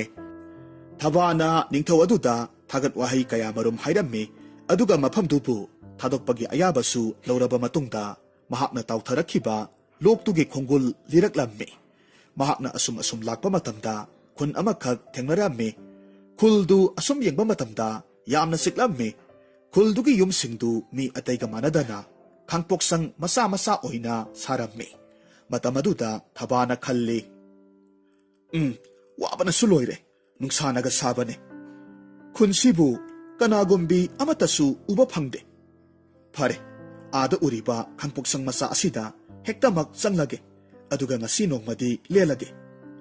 ꯑꯁꯨꯝꯅ ꯈꯟꯗꯨꯅ ꯊꯕꯥ ꯈꯥꯡꯄꯣꯛꯁꯪ ꯃꯆꯥ ꯑꯗꯨ ꯇꯝꯅ ꯆꯪꯁꯤꯜꯂꯛꯂꯝꯃꯤ꯫ ꯑꯗꯨꯕꯨ ꯑꯉꯛꯄꯒꯤ ꯃꯇꯧꯅꯤ, ꯊꯕꯥꯅ ꯈꯥꯡꯄꯣꯛꯁꯪ ꯃꯆꯥ ꯑꯗꯨꯒꯤ ꯊꯣꯡꯗꯨ ꯍꯥꯡꯗꯣꯛꯂꯨꯕ ꯃꯇꯝꯗꯗꯤ ꯇꯥꯏꯕꯪ ꯃꯤ ꯃꯥꯟꯕ ꯃꯅꯥꯀꯣꯡ ꯑꯆꯧꯕ ꯄꯥꯟꯕ ꯖꯤꯕ ꯈꯔ ꯇꯨꯝꯂꯒ ꯂꯩꯔꯝꯃꯤ꯫ ꯃꯈꯣꯏꯁꯤꯡꯗꯨ ꯑꯩꯈꯣꯏ ꯃꯤꯑꯣꯏꯕꯒꯤ ꯈꯨꯃꯨꯛꯇꯪ ꯋꯥꯡꯉꯤ꯫ ꯊꯕꯥ ꯆꯪꯂꯛꯄꯒꯤ ꯁꯥꯃꯤꯟ ꯐꯪꯕꯗ ꯃꯤ ꯃꯆꯥꯁꯤꯡꯗꯨ ꯃꯤꯠꯀꯞ ꯊꯣꯔꯛꯂꯝꯃꯤ꯫ ꯃꯈꯣꯏꯅ ꯊꯕꯥꯕꯨ ꯎꯕꯗ ꯌꯥꯝꯅ ꯀꯤꯅ ꯍꯥꯏꯔꯛꯈꯤ, ꯍꯦ ꯇꯥꯏꯕꯪ ꯃꯤ, ꯅꯍꯥꯛ ꯃꯐꯝ ꯑꯁꯤꯗ ꯀꯔꯤ ꯇꯧꯕ ꯂꯥꯛꯄꯅꯣ? ꯑꯩꯈꯣꯏꯕꯨ ꯃꯥꯡꯍꯟꯒꯦ ꯈꯟꯕꯤꯒꯅꯨ, ꯑꯩꯈꯣꯏꯅ ꯉꯝꯕ ꯃꯈꯩ ꯅꯍꯥꯛꯀꯤ ꯃꯇꯦꯡ ꯄꯥꯡꯖꯒꯦ꯫ ꯇꯁꯦꯡꯅꯃꯛꯀꯤꯗꯤ ꯃꯤ ꯃꯆꯥꯁꯤꯡꯗꯨ ꯖꯥꯗꯨ ꯃꯟꯇ꯭ꯔ ꯍꯩꯕ ꯃꯁꯥ ꯄꯥꯟꯕ ꯖꯤꯕ ꯀꯥꯡꯂꯨꯞ ꯑꯃꯈꯛ ꯑꯣꯏꯔꯝꯃꯤ꯫ ꯑꯗꯨꯕꯨ ꯐꯠꯇ꯭ꯔꯕ ꯍꯤꯡꯆꯥꯕꯤ ꯑꯃꯅ ꯃꯣꯏꯊꯦꯝ ꯇꯧꯔꯒ ꯃꯈꯣꯏꯒꯤ ꯀꯥꯡꯂꯨꯞꯇꯨꯒꯤ ꯅꯤꯡꯊꯧ ꯑꯗꯨꯕꯨ ꯃꯄꯨꯛꯅꯤꯡ ꯑꯣꯜꯍꯜꯂꯕ ꯃꯇꯨꯡ ꯃꯈꯣꯏ ꯄꯨꯝꯅꯃꯛꯀꯤ ꯃꯍꯩꯁꯤꯡꯗꯨ ꯂꯧꯊꯣꯛꯄꯤꯈꯤꯕꯅꯤ꯫ ꯖꯥꯗꯨ ꯃꯟꯇ꯭ꯔ ꯈꯨꯗꯤꯡꯃꯛ ꯂꯧꯊꯣꯛꯄ ꯂꯣꯏꯔꯕ ꯃꯇꯨꯡꯗ ꯅꯤꯡꯊꯧ ꯑꯗꯨꯕꯨꯁꯨ ꯃꯍꯥꯛꯅ ꯍꯥꯠꯈꯤꯕꯅꯤ꯫ ꯑꯗꯨꯒ ꯂꯦꯝꯍꯧꯔꯤꯕ ꯑꯇꯩꯁꯤꯡ ꯑꯗꯨꯕꯨꯅ ꯍꯧꯖꯤꯛ ꯑꯣꯏꯔꯤꯕ ꯐꯤꯚꯝ ꯑꯁꯤꯗ ꯑꯣꯏꯅꯅꯕ ꯁꯥꯞ ꯇꯧꯕꯤꯔꯝꯕꯅꯤ꯫ ꯃꯇꯝ ꯑꯗꯨꯗꯒꯤ ꯍꯧꯅ ꯈꯨꯜꯗꯨꯒꯤ ꯃꯤꯌꯥꯝꯗꯨ ꯑꯌꯨꯛ ꯅꯨꯡꯊꯤꯜꯒꯤ ꯃꯇꯝꯗ ꯇꯨꯝꯂꯒ ꯅꯨꯃꯤꯗꯥꯡ ꯊꯕꯛ ꯏꯪꯈꯥꯡ ꯇꯧꯕ ꯇꯥꯔꯝꯃꯤ꯫ ꯃꯔꯝꯗꯤ ꯃꯈꯣꯏ ꯅꯨꯃꯤꯠꯀꯤ ꯃꯩꯁꯥꯗ ꯆꯠꯄ ꯊꯣꯛꯄ ꯉꯝꯂꯝꯗꯦ꯫ ꯃꯁꯤꯃꯛꯅꯅꯤ ꯊꯕꯥꯅ ꯈꯨꯜꯗꯨꯗ ꯆꯪꯂꯛꯄ ꯃꯇꯝꯗ ꯏꯆꯤꯛ ꯆꯤꯛꯂꯒ ꯂꯩꯔꯝꯂꯤꯕꯗꯨ꯫ ꯋꯥꯔꯤꯁꯤꯡꯗꯨ ꯃꯈꯣꯏꯅ ꯊꯕꯥꯗ ꯂꯤꯕ ꯂꯣꯏꯁꯤꯜꯂꯛꯄ ꯃꯇꯝꯗ ꯅꯨꯃꯤꯠꯁꯨ ꯇꯥꯊꯣꯛꯈ꯭ꯔꯦ꯫ ꯊꯥ ꯊꯋꯥꯟꯃꯤꯆꯥꯛꯁꯨ ꯊꯣꯛꯂꯛꯂꯦ꯫ ꯃꯐꯝꯗꯨꯗ ꯂꯩꯔꯤꯕ ꯃꯤ ꯃꯆꯥꯁꯤꯡ ꯑꯗꯨꯁꯨ ꯍꯧꯒꯠꯅꯔꯛꯇꯨꯅ ꯃꯥꯒꯤ ꯃꯊꯧ ꯄꯥꯡꯊꯣꯛꯄ ꯍꯧꯅꯔꯛꯈꯤ꯫ ꯃꯇꯝ ꯑꯗꯨꯗ ꯃꯈꯣꯏ ꯑꯇꯩ ꯃꯤ ꯃꯆꯥꯁꯤꯡ ꯑꯗꯨꯅ ꯊꯕꯥꯕꯨ ꯎꯕ ꯃꯇꯝꯗ ꯆꯪꯁꯤꯟꯅꯔꯛꯂꯝꯃꯤ꯫ ꯊꯕꯥꯅꯁꯨ ꯃꯈꯣꯏꯗ ꯃꯍꯥꯛꯅ ꯃꯇꯧ ꯀꯔꯝꯅ ꯃꯐꯝꯗꯨꯗ ꯌꯧꯔꯛꯈꯤꯕꯅꯣ ꯍꯥꯏꯕꯒꯤ ꯋꯥꯔꯤ ꯄꯨꯝꯅꯃꯛ ꯇꯝꯂꯝꯃꯤ꯫ ꯋꯥꯔꯝ ꯈꯨꯗꯤꯡꯃꯛ ꯈꯪꯅꯔꯕꯗ ꯃꯈꯣꯏꯅ ꯊꯕꯥꯗ ꯆꯥꯅꯕ ꯑꯊꯨꯝ ꯑꯍꯥꯎꯁꯤꯡ ꯄꯤꯔꯝꯃꯤ꯫ ꯃꯗꯨ ꯆꯥꯔꯕ ꯃꯇꯨꯡ ꯊꯕꯥꯗꯨ ꯄꯣꯊꯥꯍꯜꯂꯝꯃꯤ꯫ ꯊꯕꯥꯅ ꯄꯣꯊꯥꯔꯤꯉꯩ ꯃꯇꯝꯗ ꯃꯈꯣꯏ ꯃꯌꯥꯝꯗꯨ ꯋꯥ ꯇꯥꯅꯔꯝꯃꯤ꯫ ꯃꯈꯣꯏ ꯃꯌꯥꯝ ꯃꯔꯛꯇꯒꯤ ꯑꯃꯅ ꯍꯥꯏꯔꯛꯈꯤ, ꯇꯥꯕꯤꯌꯨ ꯃꯌꯥꯝ, ꯃꯐꯝꯁꯤꯗ ꯊꯨꯡꯂꯔꯤꯕ ꯇꯥꯏꯕꯪ ꯃꯤꯁꯤ ꯑꯩꯅ ꯁꯨꯝ ꯌꯦꯡꯕꯗ ꯇꯥꯏꯕꯪ ꯃꯤ ꯑꯇꯩꯒ ꯃꯥꯟꯅꯗꯦ꯫ ꯃꯉꯣꯟꯗ ꯀꯔꯤꯒꯨꯝꯕ ꯑꯉꯛꯄ ꯃꯍꯤ ꯑꯃꯈꯛ ꯌꯥꯎꯕꯗꯧꯅ ꯇꯧꯏ꯫ ꯃꯔꯝ ꯑꯁꯤꯅ ꯃꯥꯕꯨ ꯃꯇꯝ ꯈꯔ ꯑꯩꯈꯣꯏꯒꯤ ꯏꯔꯛꯇ ꯊꯝꯂꯁꯤ, ꯑꯗꯨꯒ ꯑꯩꯈꯣꯏꯒꯤ ꯃꯥꯡꯈ꯭ꯔꯕ ꯖꯥꯗꯨ ꯃꯟꯇ꯭ꯔꯁꯤꯡ ꯑꯗꯨꯕꯨꯁꯨ ꯑꯃꯨꯛ ꯍꯟꯖꯤꯟꯕ ꯉꯝꯕ꯭ꯔꯥ ꯍꯥꯏꯕꯗꯨ ꯌꯦꯡꯂꯁꯤ꯫ ꯑꯩꯅ ꯍꯥꯏꯔꯤꯕ ꯋꯥꯁꯤꯡ ꯑꯁꯤꯕꯨ ꯃꯌꯥꯝ ꯌꯥꯕꯤꯅꯤꯡꯗꯕ꯭ꯔꯣ? ꯑꯃꯅ ꯑꯃꯨꯛ ꯈꯨꯝꯂꯛꯂꯝꯃꯤ, ꯃꯗꯨꯗꯤ ꯌꯥꯝꯅ ꯐꯕ ꯋꯥꯅꯤ꯫ ꯑꯩꯈꯣꯏꯁꯨ ꯑꯩꯈꯣꯏ ꯏꯁꯥꯒꯤ ꯃꯍꯩꯁꯤꯡ ꯑꯗꯨꯕꯨ ꯑꯃꯨꯛ ꯍꯟꯖꯤꯜꯂꯛꯄꯗ ꯑꯉꯝꯕ ꯃꯇꯦꯡ ꯄꯥꯡꯕ ꯌꯥꯏꯅ꯫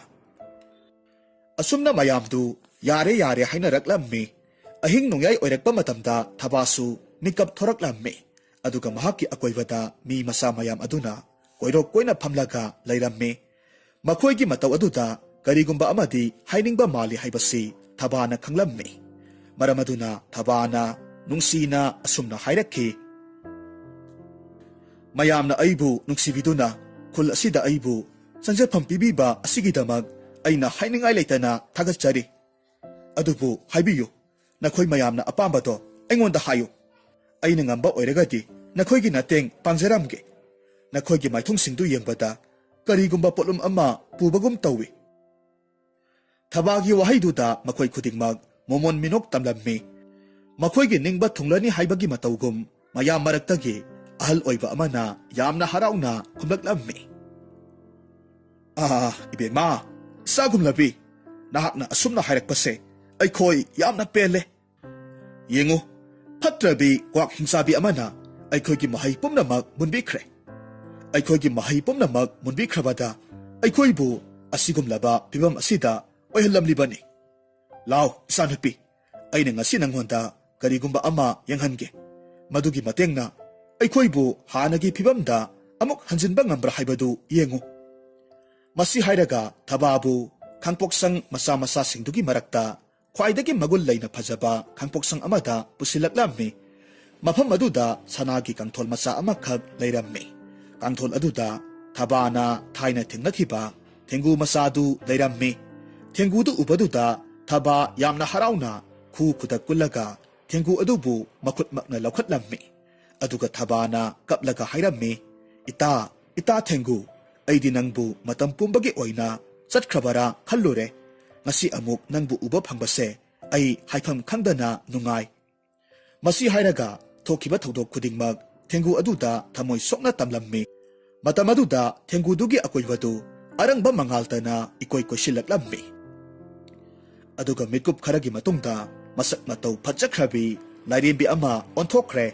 ꯂꯥꯏꯔꯦꯝꯕꯤꯗꯨ ꯑꯇꯩ ꯀꯅꯥꯁꯨ ꯅꯠꯇꯦ, ꯊꯥꯏꯅ ꯃꯩꯔꯥꯕꯒꯤ ꯃꯪꯂꯥꯟꯗ ꯂꯥꯛꯈꯤꯕꯤ ꯂꯥꯏꯔꯦꯝꯕꯤ ꯑꯗꯨꯃꯛꯅꯤ꯫ ꯂꯥꯏꯔꯦꯝꯕꯤ ꯑꯗꯨꯅ ꯊꯕꯥꯗ ꯁꯅꯥꯒꯤ ꯂꯩꯍꯥꯎ ꯑꯃꯈꯛ ꯄꯤꯔꯒ ꯑꯁꯨꯝꯅ ꯍꯥꯏꯔꯝꯃꯤ, ꯏꯃꯥꯒꯤ ꯏꯃꯣꯝ, ꯌꯦꯡꯉꯨ, ꯉꯁꯤꯗꯤ ꯏꯃꯥꯅ ꯅꯍꯥꯛꯀꯤ ꯃꯊꯧ ꯇꯥꯔꯛꯂꯦ꯫ ꯅꯪꯅ ꯆꯠꯂꯒ ꯏꯃꯥꯅ ꯅꯐꯝꯗ ꯁꯤꯟꯅꯈꯤꯕ ꯍꯤꯒꯣꯛ ꯃꯆꯨꯒꯤ ꯈꯨꯗꯣꯞꯇꯨ ꯍꯤꯡꯆꯥꯕꯤ ꯀ꯭ꯋꯥꯛ ꯑꯗꯨꯗꯒꯤ ꯂꯧꯔꯨꯒꯗꯕꯅꯤ꯫ ꯃꯇꯝ ꯑꯗꯨꯗ ꯈꯨꯜꯁꯤꯗ ꯑꯣꯏꯔꯤꯕ ꯐꯠꯇ꯭ꯔꯕ ꯐꯤꯚꯝ ꯄꯨꯝꯅꯃꯛꯁꯦ ꯍꯥꯟꯅꯒꯤ ꯄꯨꯟꯁꯤꯗ ꯍꯟꯖꯤꯟꯕ ꯉꯝꯗꯧꯔꯤꯕꯅꯤ꯫ ꯅꯍꯥꯛꯅꯅꯦ ꯊꯕꯛꯁꯤ ꯄꯥꯡꯊꯣꯛꯄ ꯂꯣꯏꯔꯕ ꯃꯇꯨꯡꯗ ꯅꯍꯥꯛꯀꯤ ꯌꯨꯝꯗ ꯏꯃꯥꯅ ꯅꯪꯕꯨ ꯁꯣꯏꯗꯅꯃꯛ ꯊꯤꯟꯕꯤꯒꯅꯤ꯫ ꯊꯕꯥ ꯋꯥꯔꯝ ꯈꯨꯗꯤꯡꯃꯛ ꯈꯪꯂꯕꯗ ꯂꯥꯏꯔꯦꯝꯕꯤ ꯑꯗꯨꯕꯨ ꯈꯨꯔꯨꯝꯂꯝꯃꯤ꯫ ꯂꯥꯏꯔꯦꯝꯕꯤꯗꯨꯅ ꯄꯤꯕ ꯁꯅꯥꯒꯤ ꯂꯩꯍꯥꯎꯗꯨ ꯃꯍꯥꯛꯀꯤ ꯁꯝꯖꯤꯗ ꯊꯦꯠꯆꯤꯜꯂꯤ꯫ ꯑꯗꯨꯒ ꯍꯤꯡꯆꯥꯕꯤꯗꯨꯒꯤ ꯃꯥꯏꯀꯩ ꯄꯥꯡꯂꯛꯂꯝꯃꯤ꯫ ꯊꯕꯥꯅ ꯑꯁꯨꯝ ꯂꯥꯛꯄ ꯃꯇꯝꯗ ꯑꯃꯨꯕ ꯈꯣꯡꯅꯥꯡ ꯄꯥꯝꯕꯤ ꯑꯃꯈꯛ ꯂꯥꯞꯇꯛꯅ ꯎꯏ꯫ ꯃꯗꯨ ꯎꯕ ꯃꯇꯝꯗ ꯊꯕꯥꯗꯨ ꯑꯉꯛꯄ ꯐꯥꯎꯔꯝꯃꯤ꯫ ꯑꯗꯨꯒ ꯑꯁꯨꯝꯅ ꯈꯜꯂꯤ, ꯀꯔꯤꯅꯣ, ꯃꯥꯂꯦꯝꯁꯤꯗ ꯑꯃꯨꯛꯇ ꯎꯈꯤꯗ꯭ꯔꯤꯕ ꯈꯣꯡꯅꯥꯡ ꯄꯥꯝꯕꯤꯅꯤ ꯃꯁꯤꯗꯤ꯫ ꯃꯁꯦ ꯑꯆꯝꯕ ꯎ ꯄꯥꯝꯕꯤ ꯑꯃꯗꯤ ꯑꯣꯏꯔꯝꯂꯣꯏ꯫ ꯃꯁꯤ ꯍꯥꯏꯗꯨꯅ ꯊꯕꯥ ꯇꯞꯅ ꯇꯞꯅ ꯆꯪꯁꯤꯜꯂꯛꯂꯝꯃꯤ꯫ ꯃꯇꯝ ꯑꯗꯨꯗ ꯈꯣꯡꯅꯥꯡ ꯑꯗꯨꯒꯤ ꯃꯅꯥ ꯄꯨꯝꯅꯃꯛꯇꯨ ꯀ꯭ꯋꯥꯛ ꯉꯥꯛꯇ ꯑꯣꯟꯊꯣꯔꯛꯇꯨꯅ ꯊꯕꯥꯕꯨ ꯆꯥꯔꯒꯦ ꯍꯥꯏꯕꯒꯤ ꯃꯇꯧꯒꯨꯝ ꯄꯥꯏꯁꯤꯜꯂꯛꯂꯝꯃꯤ꯫ ꯈꯨꯗꯛ ꯑꯗꯨꯗ ꯊꯕꯥꯒꯤ ꯁꯝꯖꯤꯗ ꯊꯦꯠꯂꯤꯕ ꯁꯅꯥꯒꯤ ꯂꯩꯍꯥꯎꯗꯨ ꯃꯉꯥꯜ ꯅꯥꯏꯕ ꯁꯅꯥꯒꯤ ꯈꯖꯦꯡꯂꯩ ꯑꯃꯈꯛ ꯑꯣꯟꯊꯣꯔꯛꯂꯝꯃꯤ꯫ ꯑꯗꯨꯒ ꯊꯕꯥꯒꯤ ꯀꯣꯛꯇ ꯃꯁꯥ ꯃꯊꯟꯇ ꯎꯞꯈ꯭ꯔꯦ꯫ ꯁꯅꯥꯒꯤ ꯈꯖꯦꯡꯂꯩꯗꯨ ꯍꯦꯛ ꯎꯕꯗꯨꯗ ꯄꯥꯏꯁꯤꯜꯂꯛꯂꯝꯕ ꯀ꯭ꯋꯥꯛꯁꯤꯡꯗꯨ ꯌꯥꯝꯅ ꯁꯥꯟꯅ ꯄꯥꯏꯊꯣꯛꯈ꯭ꯔꯦ꯫ ꯃꯇꯝ ꯑꯗꯨꯗ ꯊꯕꯥꯅ ꯈꯪꯂꯦ ꯃꯗꯨꯗꯤ ꯃꯍꯥꯛꯀꯤ ꯀꯣꯛꯊꯛꯇ ꯎꯞꯂꯤꯕ ꯀꯖꯦꯡꯂꯩ ꯑꯁꯤ ꯃꯇꯤꯛ ꯃꯌꯥꯏ ꯆꯦꯟꯕ ꯀꯖꯦꯡꯂꯩ ꯑꯃꯈꯛꯅꯤ ꯍꯥꯏꯕꯁꯤ ꯃꯍꯥꯛꯅ ꯈꯪꯂꯝꯃꯤ꯫ ꯊꯕꯥ ꯃꯥꯏꯊꯣꯡꯗ ꯃꯣꯃꯣꯟ ꯇꯧꯏ꯫ ꯑꯗꯨꯒ ꯀ꯭ꯋꯥꯛ ꯃꯌꯥꯝ ꯑꯗꯨꯅ ꯄꯥꯏꯈꯤꯕ ꯃꯥꯏꯀꯩꯔꯣꯝꯗ ꯊꯨꯅ ꯌꯥꯡꯅ ꯇꯥꯟꯅꯔꯛꯂꯝꯃꯤ꯫ ꯃꯍꯥꯛꯅ ꯇꯥꯟꯅꯔꯛꯄꯗꯨꯗ ꯀ꯭ꯋꯥꯛ ꯃꯌꯥꯝꯗꯨ ꯑꯃꯠꯇ ꯑꯣꯏꯅ ꯄꯨꯟꯁꯤꯟꯈ꯭ꯔꯦ꯫ ꯑꯗꯨꯒ ꯅꯨꯄꯤ ꯑꯃꯒꯤ ꯁꯛꯇꯝ ꯑꯣꯟꯊꯣꯛꯈ꯭ꯔꯦ꯫ ꯅꯨꯄꯤꯗꯨꯒꯤ ꯃꯁꯛꯇꯨ ꯍꯦꯛ ꯌꯦꯡꯕꯗ ꯑꯀꯤꯕ ꯐꯥꯎꯏ꯫ ꯊꯕꯥꯅ ꯃꯍꯥꯛꯀꯤ ꯀꯖꯦꯡꯂꯩꯗꯨꯗꯒꯤ ꯂꯩꯅꯥ ꯑꯃꯈꯛ ꯊꯠꯂꯒ ꯍꯤꯡꯆꯥꯕꯤ ꯑꯗꯨꯗ ꯂꯪꯁꯤꯜꯂꯝꯃꯤ꯫ ꯍꯤꯡꯆꯥꯕꯤꯗꯨꯁꯨ ꯑꯆꯝꯕ ꯅꯠꯇꯦ꯫ ꯃꯍꯥꯛꯅ ꯑꯀꯤꯕ ꯁꯞꯇ ꯀꯌꯥꯃꯔꯨꯝ ꯎꯠꯂꯒ ꯊꯕꯥꯕꯨ ꯃꯥꯏꯊꯤꯕ ꯄꯤꯅꯅꯕ ꯍꯣꯠꯅꯔꯛꯂꯝꯃꯤ꯫ ꯑꯗꯨꯕꯨ ꯀꯔꯤꯃꯠꯇ ꯉꯝꯂꯝꯗꯦ꯫ ꯂꯩꯍꯥꯎꯒꯤ ꯂꯩꯅꯥꯁꯤꯡ ꯑꯗꯨꯅ ꯍꯤꯡꯆꯥꯕꯤꯗꯨꯒꯤ ꯍꯛꯆꯥꯡꯗ ꯍꯦꯛ ꯁꯣꯛꯄ ꯃꯇꯝꯗ ꯃꯩꯅ ꯆꯥꯛꯄꯒꯨꯝꯅ ꯆꯥꯛꯄ ꯍꯧꯔꯛꯈꯤ꯫ ꯍꯤꯡꯆꯥꯕꯤꯗꯨ ꯑꯋꯥ ꯆꯩꯅꯥ ꯈꯥꯡꯗꯨꯅ ꯂꯥꯎꯔꯛꯂꯝꯃꯤ꯫ ꯃꯤꯠꯀꯨꯞ ꯈꯔ ꯑꯗꯨꯝꯅ ꯂꯥꯎ ꯈꯣꯡꯉꯝꯂꯕ ꯃꯇꯨꯡꯗ ꯃꯁꯥ ꯄꯨꯝꯅꯃꯛ ꯇꯥꯡꯒꯣꯏ ꯑꯣꯟꯈ꯭ꯔꯦ꯫ ꯍꯤꯡꯆꯥꯕꯤꯗꯨꯒꯤ ꯊꯋꯥꯏ ꯃꯥꯡꯂꯕ ꯑꯗꯨꯗ ꯊꯕꯥꯒꯤ ꯈꯨꯗꯣꯞ ꯑꯗꯨꯁꯨ ꯍꯥꯟꯅꯒꯤ ꯃꯇꯧꯒꯨꯝꯅ ꯊꯕꯥꯒꯤ ꯈꯨꯅꯤꯡꯊꯧꯗ ꯃꯁꯥ ꯃꯊꯟꯇ ꯁꯤꯖꯤꯜꯂꯛꯂꯝꯃꯤ꯫ ꯃꯁꯤꯗꯒꯤꯗꯤ ꯊꯕꯥꯗꯨ ꯑꯄꯤꯛꯄ ꯈꯨꯜ ꯑꯗꯨꯗ ꯍꯜꯂꯛꯄ ꯃꯇꯝꯗꯗꯤ ꯈꯨꯜꯗꯨꯒꯤ ꯑꯄꯤꯛꯄ ꯃꯤ ꯃꯆꯥꯁꯤꯡ ꯑꯗꯨꯁꯨ ꯍꯥꯟꯅꯒꯤ ꯃꯇꯧꯒꯨꯝꯅ ꯅꯤꯡꯊꯤꯔꯕ ꯐꯤꯕꯝ ꯆꯥꯔꯕ ꯃꯤꯑꯣꯏꯁꯤꯡ ꯂꯣꯏꯅꯃꯛ ꯑꯣꯟꯊꯣꯔꯛꯂꯝꯃꯤ꯫ ꯑꯗꯨꯒ ꯊꯕꯥꯗ ꯊꯥꯒꯠ ꯋꯥꯍꯩ ꯀꯌꯥꯃꯔꯨꯝꯁꯨ ꯍꯥꯏꯔꯝꯃꯤ꯫ ꯑꯗꯨꯕꯨ ꯃꯈꯣꯏ ꯃꯌꯥꯝꯗꯨꯒꯤ ꯃꯔꯛꯇ ꯊꯕꯥꯅ ꯂꯥꯏꯔꯦꯝꯕꯤ ꯑꯗꯨꯕꯨꯗꯤ ꯎꯕ ꯐꯪꯗ꯭ꯔꯦ꯫ ꯊꯕꯥꯅ ꯃꯐꯝ ꯈꯨꯗꯤꯡ ꯆꯠꯇꯨꯅ, ꯏꯃꯥ ꯂꯥꯏꯔꯦꯝꯕꯤ, ꯅꯆꯥꯕꯨ ꯊꯥꯗꯣꯛꯇꯨꯅ ꯆꯠꯂꯕ꯭ꯔꯥ? नसागी मांगदा अमुक्ता थोकपिरखो assume हाइदुना cup कपतुना कौजरम्मी अदुबु लाइरेंबिदुदी थोकलखिद्रे थबासु वारुबगा करिका यामना नुंगाइतना तपना फमथरक्तुना अदुमक तुमथखरे थबाना मिकप थोरकपा मतमददी महाकी फमुंगदा हिपलगा लेरम्मी महाकी मनाक्ता महाकी ममादु फमलगा लेरम्मी मतौदुदा थबादु यामना ngakna mamada asumna hanglammi इमा अइबु मतौ करमना मफम असिदा लेरमलिबनो अदुगा खुंदुगी मियोय सिंगदुना कदाय वाइदा चटखरबगे ममाना खुम्मी इ करिनो इमागी थबा नंगना हारिबा मयामदुबो अदुगा कनाबुनो खुलदुगी मियोय सिंग हाइबुदुबो इसिंग सोक्पा चखिबदगी ममसिलक्लबा फावबदा हलक्ते हाइदना नंगी पाबगा इमागना आ लोकता फावबा चटलगा कोइथि थिरुरबनी अहिंग सुक्पा थिरुरगा फंगद्रबदुदा युमदा हलसी हाइदुना हलक्पा मतमददी नंगदी निंगाइदना तुमलगा लेरम्मी इसाना निंगाइदना तुमबदुदा हौदोक्त्रबनी इसाबु हक्सांगा नुंगाइतब्रो इमा अई करिसु तौदिये इमा पाबदी कदाइदा लेबगे अई चाकना लामे चाकसारसे इमा असुमना थबा ममा मसा लेरिंगै थोंगालदा मी लाकपगी मखोल तारकलम्मी मैराबना थोक्तुना येंगलुबा मतमददी निंगथौ अमदी महारानीदु मनाय मसल कयागा लोइनना मखोय तमना संगसिलक्लम्मी मतमदुदा मैराबा अमदी माला यामना पाखतना हंगजरम्मी इनिंगथौ ननायना खुरुमजरी इनिंगथौना ननायगिदा लेंबिरकबु करी अरुबवा लेबिबगे ननायदा हाइबियुतो तसेंगबदी मखोयगी निंगथौदु यामना फबा नापल अमता यावदबा मिदानी मियामना थबागी अफबा मसक मतौ फजबदुगी मरमदा ngangnabadu tabadagi mahak masamak yenglurage khanduna koithorakliबani maduda ningthongna thabagi sangkholabi sakphamdu ubaduda mahaki amata pokchaba masanupagi mamau oirage khalammi maharani nasu ningthongna khalibadu yarammi wafamdu ningthongna mairabada hairakpa matamda mairabana nolukna asumna khummi iningtho nanaida iningthongna takpiriba wafam adubudi ननाय अखोइगिदी लाइबक यामना फबनी अदुबु अखोइदी मतिक Mopa चाजदेतो मदुदा निंगथौना खुमलखि ये मतिक साबा सादबा अदुगी थोइदोक्ते मरुदी सोमना इसानुपी थाजबदुबुनी असुमना हाइरबदा मैराबसु यारे असुमना अफबा नुमित अमदा लुहोंगनबा सिल्ले लुहोंगबा नुमितनी राजकुमार तोमथिनना थबाबु अहानबा उबदा मथमोइदा नुंगसिबा फावरम्मी महाकी फजबदुदा मिफम होंगनी काउख्रे थबासु मदुगा सब मानै मतौ असुमना लुहोंगबदु लेबाक मियाम खंगना साउना होंगलम्मी मसिगी मतुंगदा थबाना हाइजबदगी थबागी mama Mopa अदुसु कोनुंगदा पुरकलम्मी अदुगा यामना नुंगाय याइफना पानखी Warsi असमगी अपिकपा खुंगंग अमदा थोकिबा वारिनी हाइना थाजनै नुमित्तु कालेन थागी नुंसा यामना याकना सारकपा मतमनी हारिबा मतमसिदा रघु मसादु यामना चोक्थना ऑफिसदगी मयोम योरकलगा मसागी गारी थंफमदा car थौजिनबदा ngairi मतमसिदा महाकी नुपी कमला थोरकलगा रघुगी बेगतु पाशिलगा इमुंगदा चंगमिनरखी रघुना सोफादा तपना फमथरगा हाइरम्मी नसानुपासिंगदी कदाय कदाय चटख्रे कमला तपना खुम्मी नसानुपा अहलदी कॉलेजदगी हलकलगा ममानबगीदा notebook थिन्नी हाइरम्मी अतोमबदुना अखोई इसेहोइदा बर्थडे यावबा चटखी कुइरकलोय हाइरम्बनी रघु वा मखा तारकते ngaihak tumin lei कमलाना हाइरक्खी मोय Mopa हक्संग ngambidabro sangom simla ura natragana ising pura ura ai karisu tawde ising oina pura o ngasi se yamna olangi nong tagadabasu mali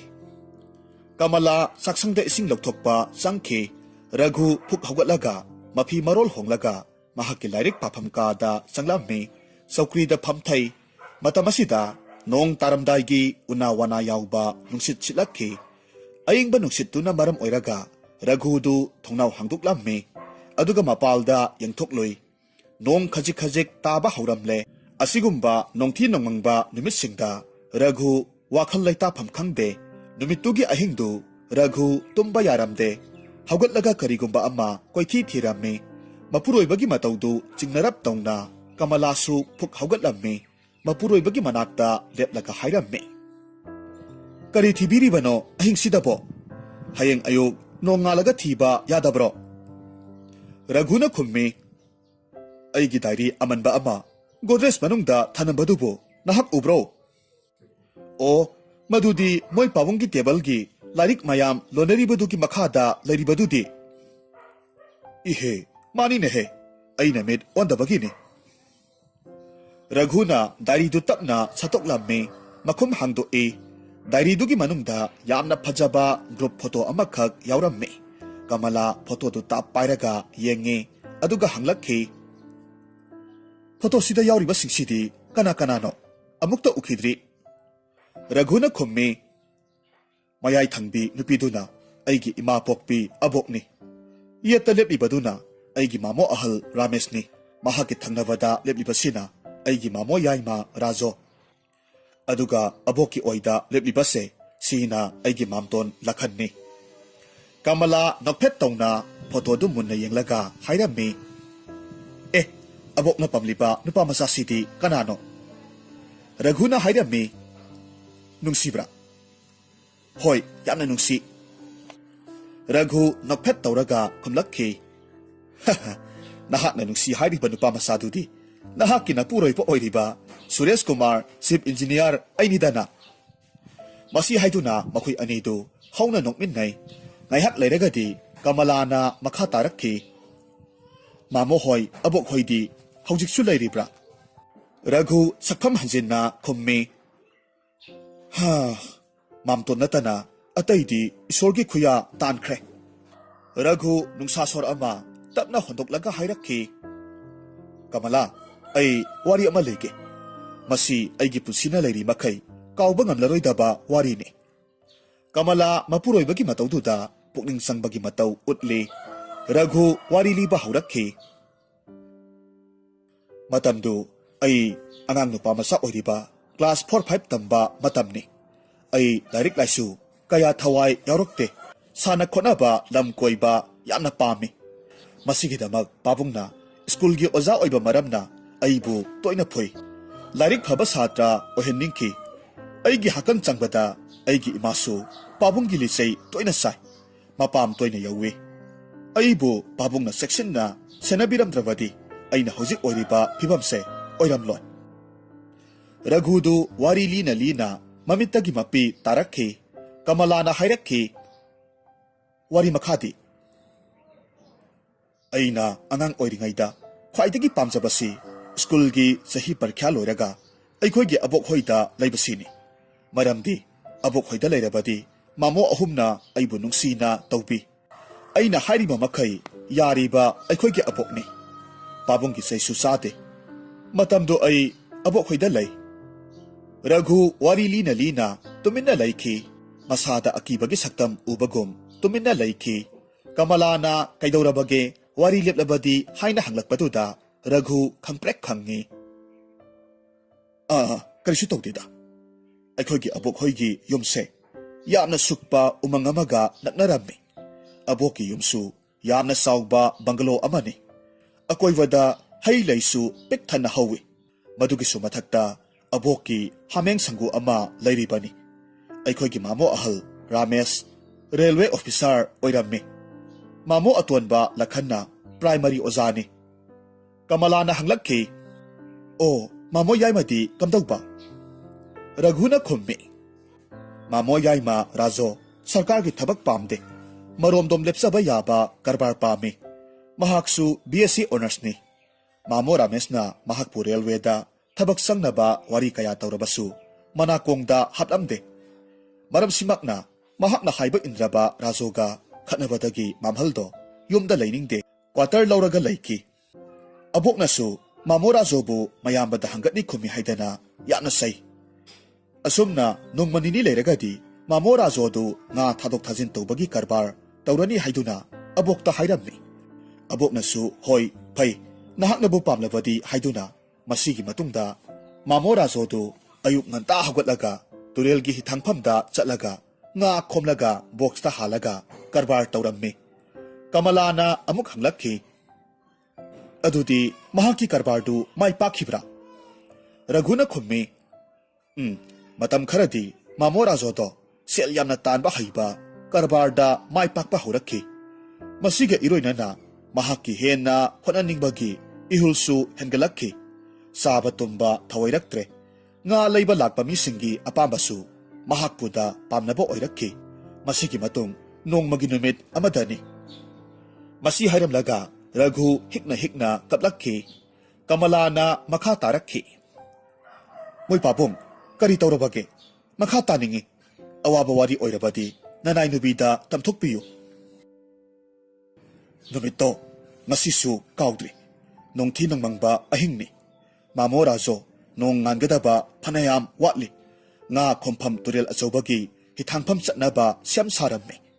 mahaki matauda abok aikhoinisu tumba yadabadagi haugatle aduga abokna hangi yaima nangbu sel tanbada ngaurabro ahing nongyasida kadaida chatgadoribano chatke harabasu nongalaga chatpasu mayai masidi nongsu kanna tari nahakpu adumna sel tanbiyu kanana haibage napabungna thambiramba lan mayam sibu kanana sadana loigadoribano tasengbasu ahingdu akhak arau nonglei nungsit kanna setli thasigi ahing oibagi mambanasu khong thangba thoktaba matamni amaromda makhoigi yomdagi hithangpham yaunaba chatpata asukpa umang amakhak phauraga kilometer ahum mari chatkadoribani aboki wafamda mamora zona khumlakhi imagi hongnabi ipai thabaiba hauruklabra ai karisi tawroye hayeng zamindar gi masanu palu hongbagi nga amon tarani aina pidoribase ayukta chatlabadi lalonbi mayamna khombana hankhiba taragadi nga phaba ayukta chatlabadi lalonbi mayamna khombana hankrati nga phajab ayukta chatlabadi lalonbi mayamna khombana hankhrabadi nga phajaba phangloye mase aigi ijat ki oiba wafamni ho adu oirabasu chatpa yaroi haribasini masigumba ahingse misu laisu afaba oigandene hai ima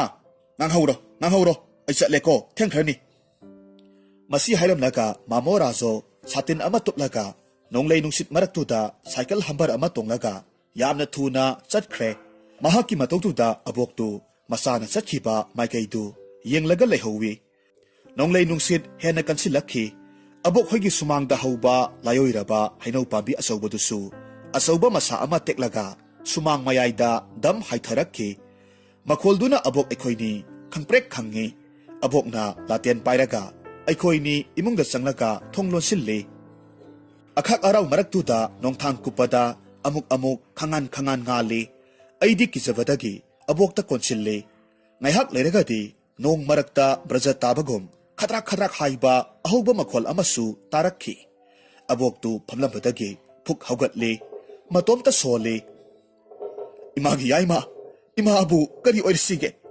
he taibang semba mapu ibungo isahabu awaba kayadagi mateng pangbiyuko masi hairaga hauna kapthorakhi matamsida mamton lakhansu abokna kapadu tavadagi haugalaklamme aduga abokpu themjinbiramme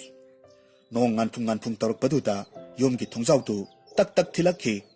abokna phuk haugatli thong hangduklubadadi mapalda mamoyaima rajo leplaga leiramme abokna hangi isalakledana ingbana loiramlagani ima mai haugatpige aina mamoda munna yengba matamda mamogi masadu leikhom leinang itei mamaidasu masil tumba khulai amana thimkhibagumna I khajik thoi mafi phurisu segaiba ui aina kithi kirom tongna hangi mamyai tusilobra maidu I thokle phurisu loina segaire nahaki cycle di kadaida lehorabage aina hangiba singdu pakhom piramdana mamo mahaki kada sanglaga tumkhre abok thoraklaga aingonda hanglakhi ibungo noi mamyai di kadai chatkhre abokna mai hogatlabani abok mahakti kada changlaga tumkhre hauduklagom sida hoi fare masibu aibu karamna nangna gadawribano wari amata hangbada laikhai tadabani. Adubune nong ngalaga hanglage. Yengoi nang ngasise mamyagi kada tumuro. Pamungsu anisubani. Masangam dabara khangdre. Hoi abok ay tumlurage. Ay mamogi kada tumbasangi. Ay na tumliba pamungi mayada thongnaw amasu hanglaga lay. Nongsu phajana wawa su tharakle. Nongthin nongmang tawbagi asauba uzaw singdu yengbada asauba hingsaba amagi matawgum akiba phawi. Ay na phajup chingkhalaga mamona tumlibatuda lona yengi. Matamsida mamogi makhong anidu asum sangdorakki. Akonbada phamungdagi hena sangdoraktuna akiba phanglammi. Madu ubada aigi lawai lutongi samsi chap yungi. Abok kauge tawada khonjel phajilli. Maida humang prik karakki. Aina tin yotharaga abok amuk kauge tawada mamogi makhongdu hanagumna chap chana laikhre. Phamungda tumba urakki. Aina itomta khalli. As ayu wakal sisu angakpani. Mamodi phajana nakoklagabu tumine. Masidagi aina hawgatlaga sensilaga hairui. Mamo yai no ngale hawgatlo.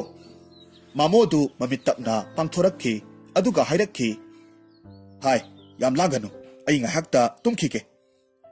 No ngale aboka igana hameng mayamdu yengsinba thoklammi. Sumangda sairiba unawana atekpasingdu mamtona setsengi. Mathangi numidangni mamoyaina chak khajiktang charaga nganta tumkhre. Aisu mahaki kada abokna haibagi tumba sangi. Hariba ahingsidasu aina thongnaw hangdoklaga tumin lepliba uzaw singdu yengluba matamdadi angakpagi matawni. Khwaidagi asauba thaibong pambi amagi mathakta usek sangu ama tonglibadu aina urammi. Ahingi matamnina makhoina tumin amaga yengnaraga khongbadu aina kayam nungaina yengjarammi. Ngaihak lairagadi akibagi saktam amakhak urakhi. Mamo yai madu uthakta phamba urammi. Mahaki makhongdu ngarangi matawgumna laimaida tharak yali. Mamisu akiba phangna ngangsang ngangi. Makhuttu sangdoklaga usek singdu tap pharaga mayada namsilli. Madu ubada aigi mihulsu kibana thak niklammi. Hariba matawsi ubada aina abok kaurammi. Abok tu tadaba male kumlakhide. Aina misi kana usilaga amuk pangthukpadadi u mathaktagi mamo yai leiramdre. Hanagumna magi phamungda tumba urammi. Aina itomta khalli. Aisi wakhalna pangkhan khanjilaba male ngawraga chatpa tare. Thongsu adum lolaga leirammi. Mamodi isisina tumli. Amuksu khalli. Aibu yumda chalasirane. Adubo aikhoi pabungdi ay ubada larik pau yadragana purak tawribani.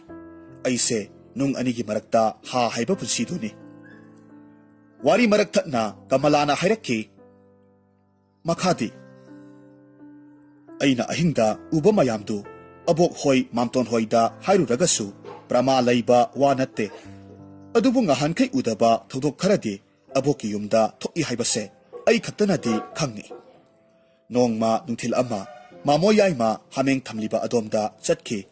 Halak mandrabada abok aikhoini chatlaga yengluba matamdadi mamo yaima leiramdre. Adubu angakpadi abokna yamna pamjaba hameng mapi ama mangak thadatlaga taraga leiba thangnarammi. Aidi swai lawi. Aina numidangda ukhibaduga singnaba asum hengalakki. Abokna matomta soli. Kari matawnone. Asuk sauba sambal khana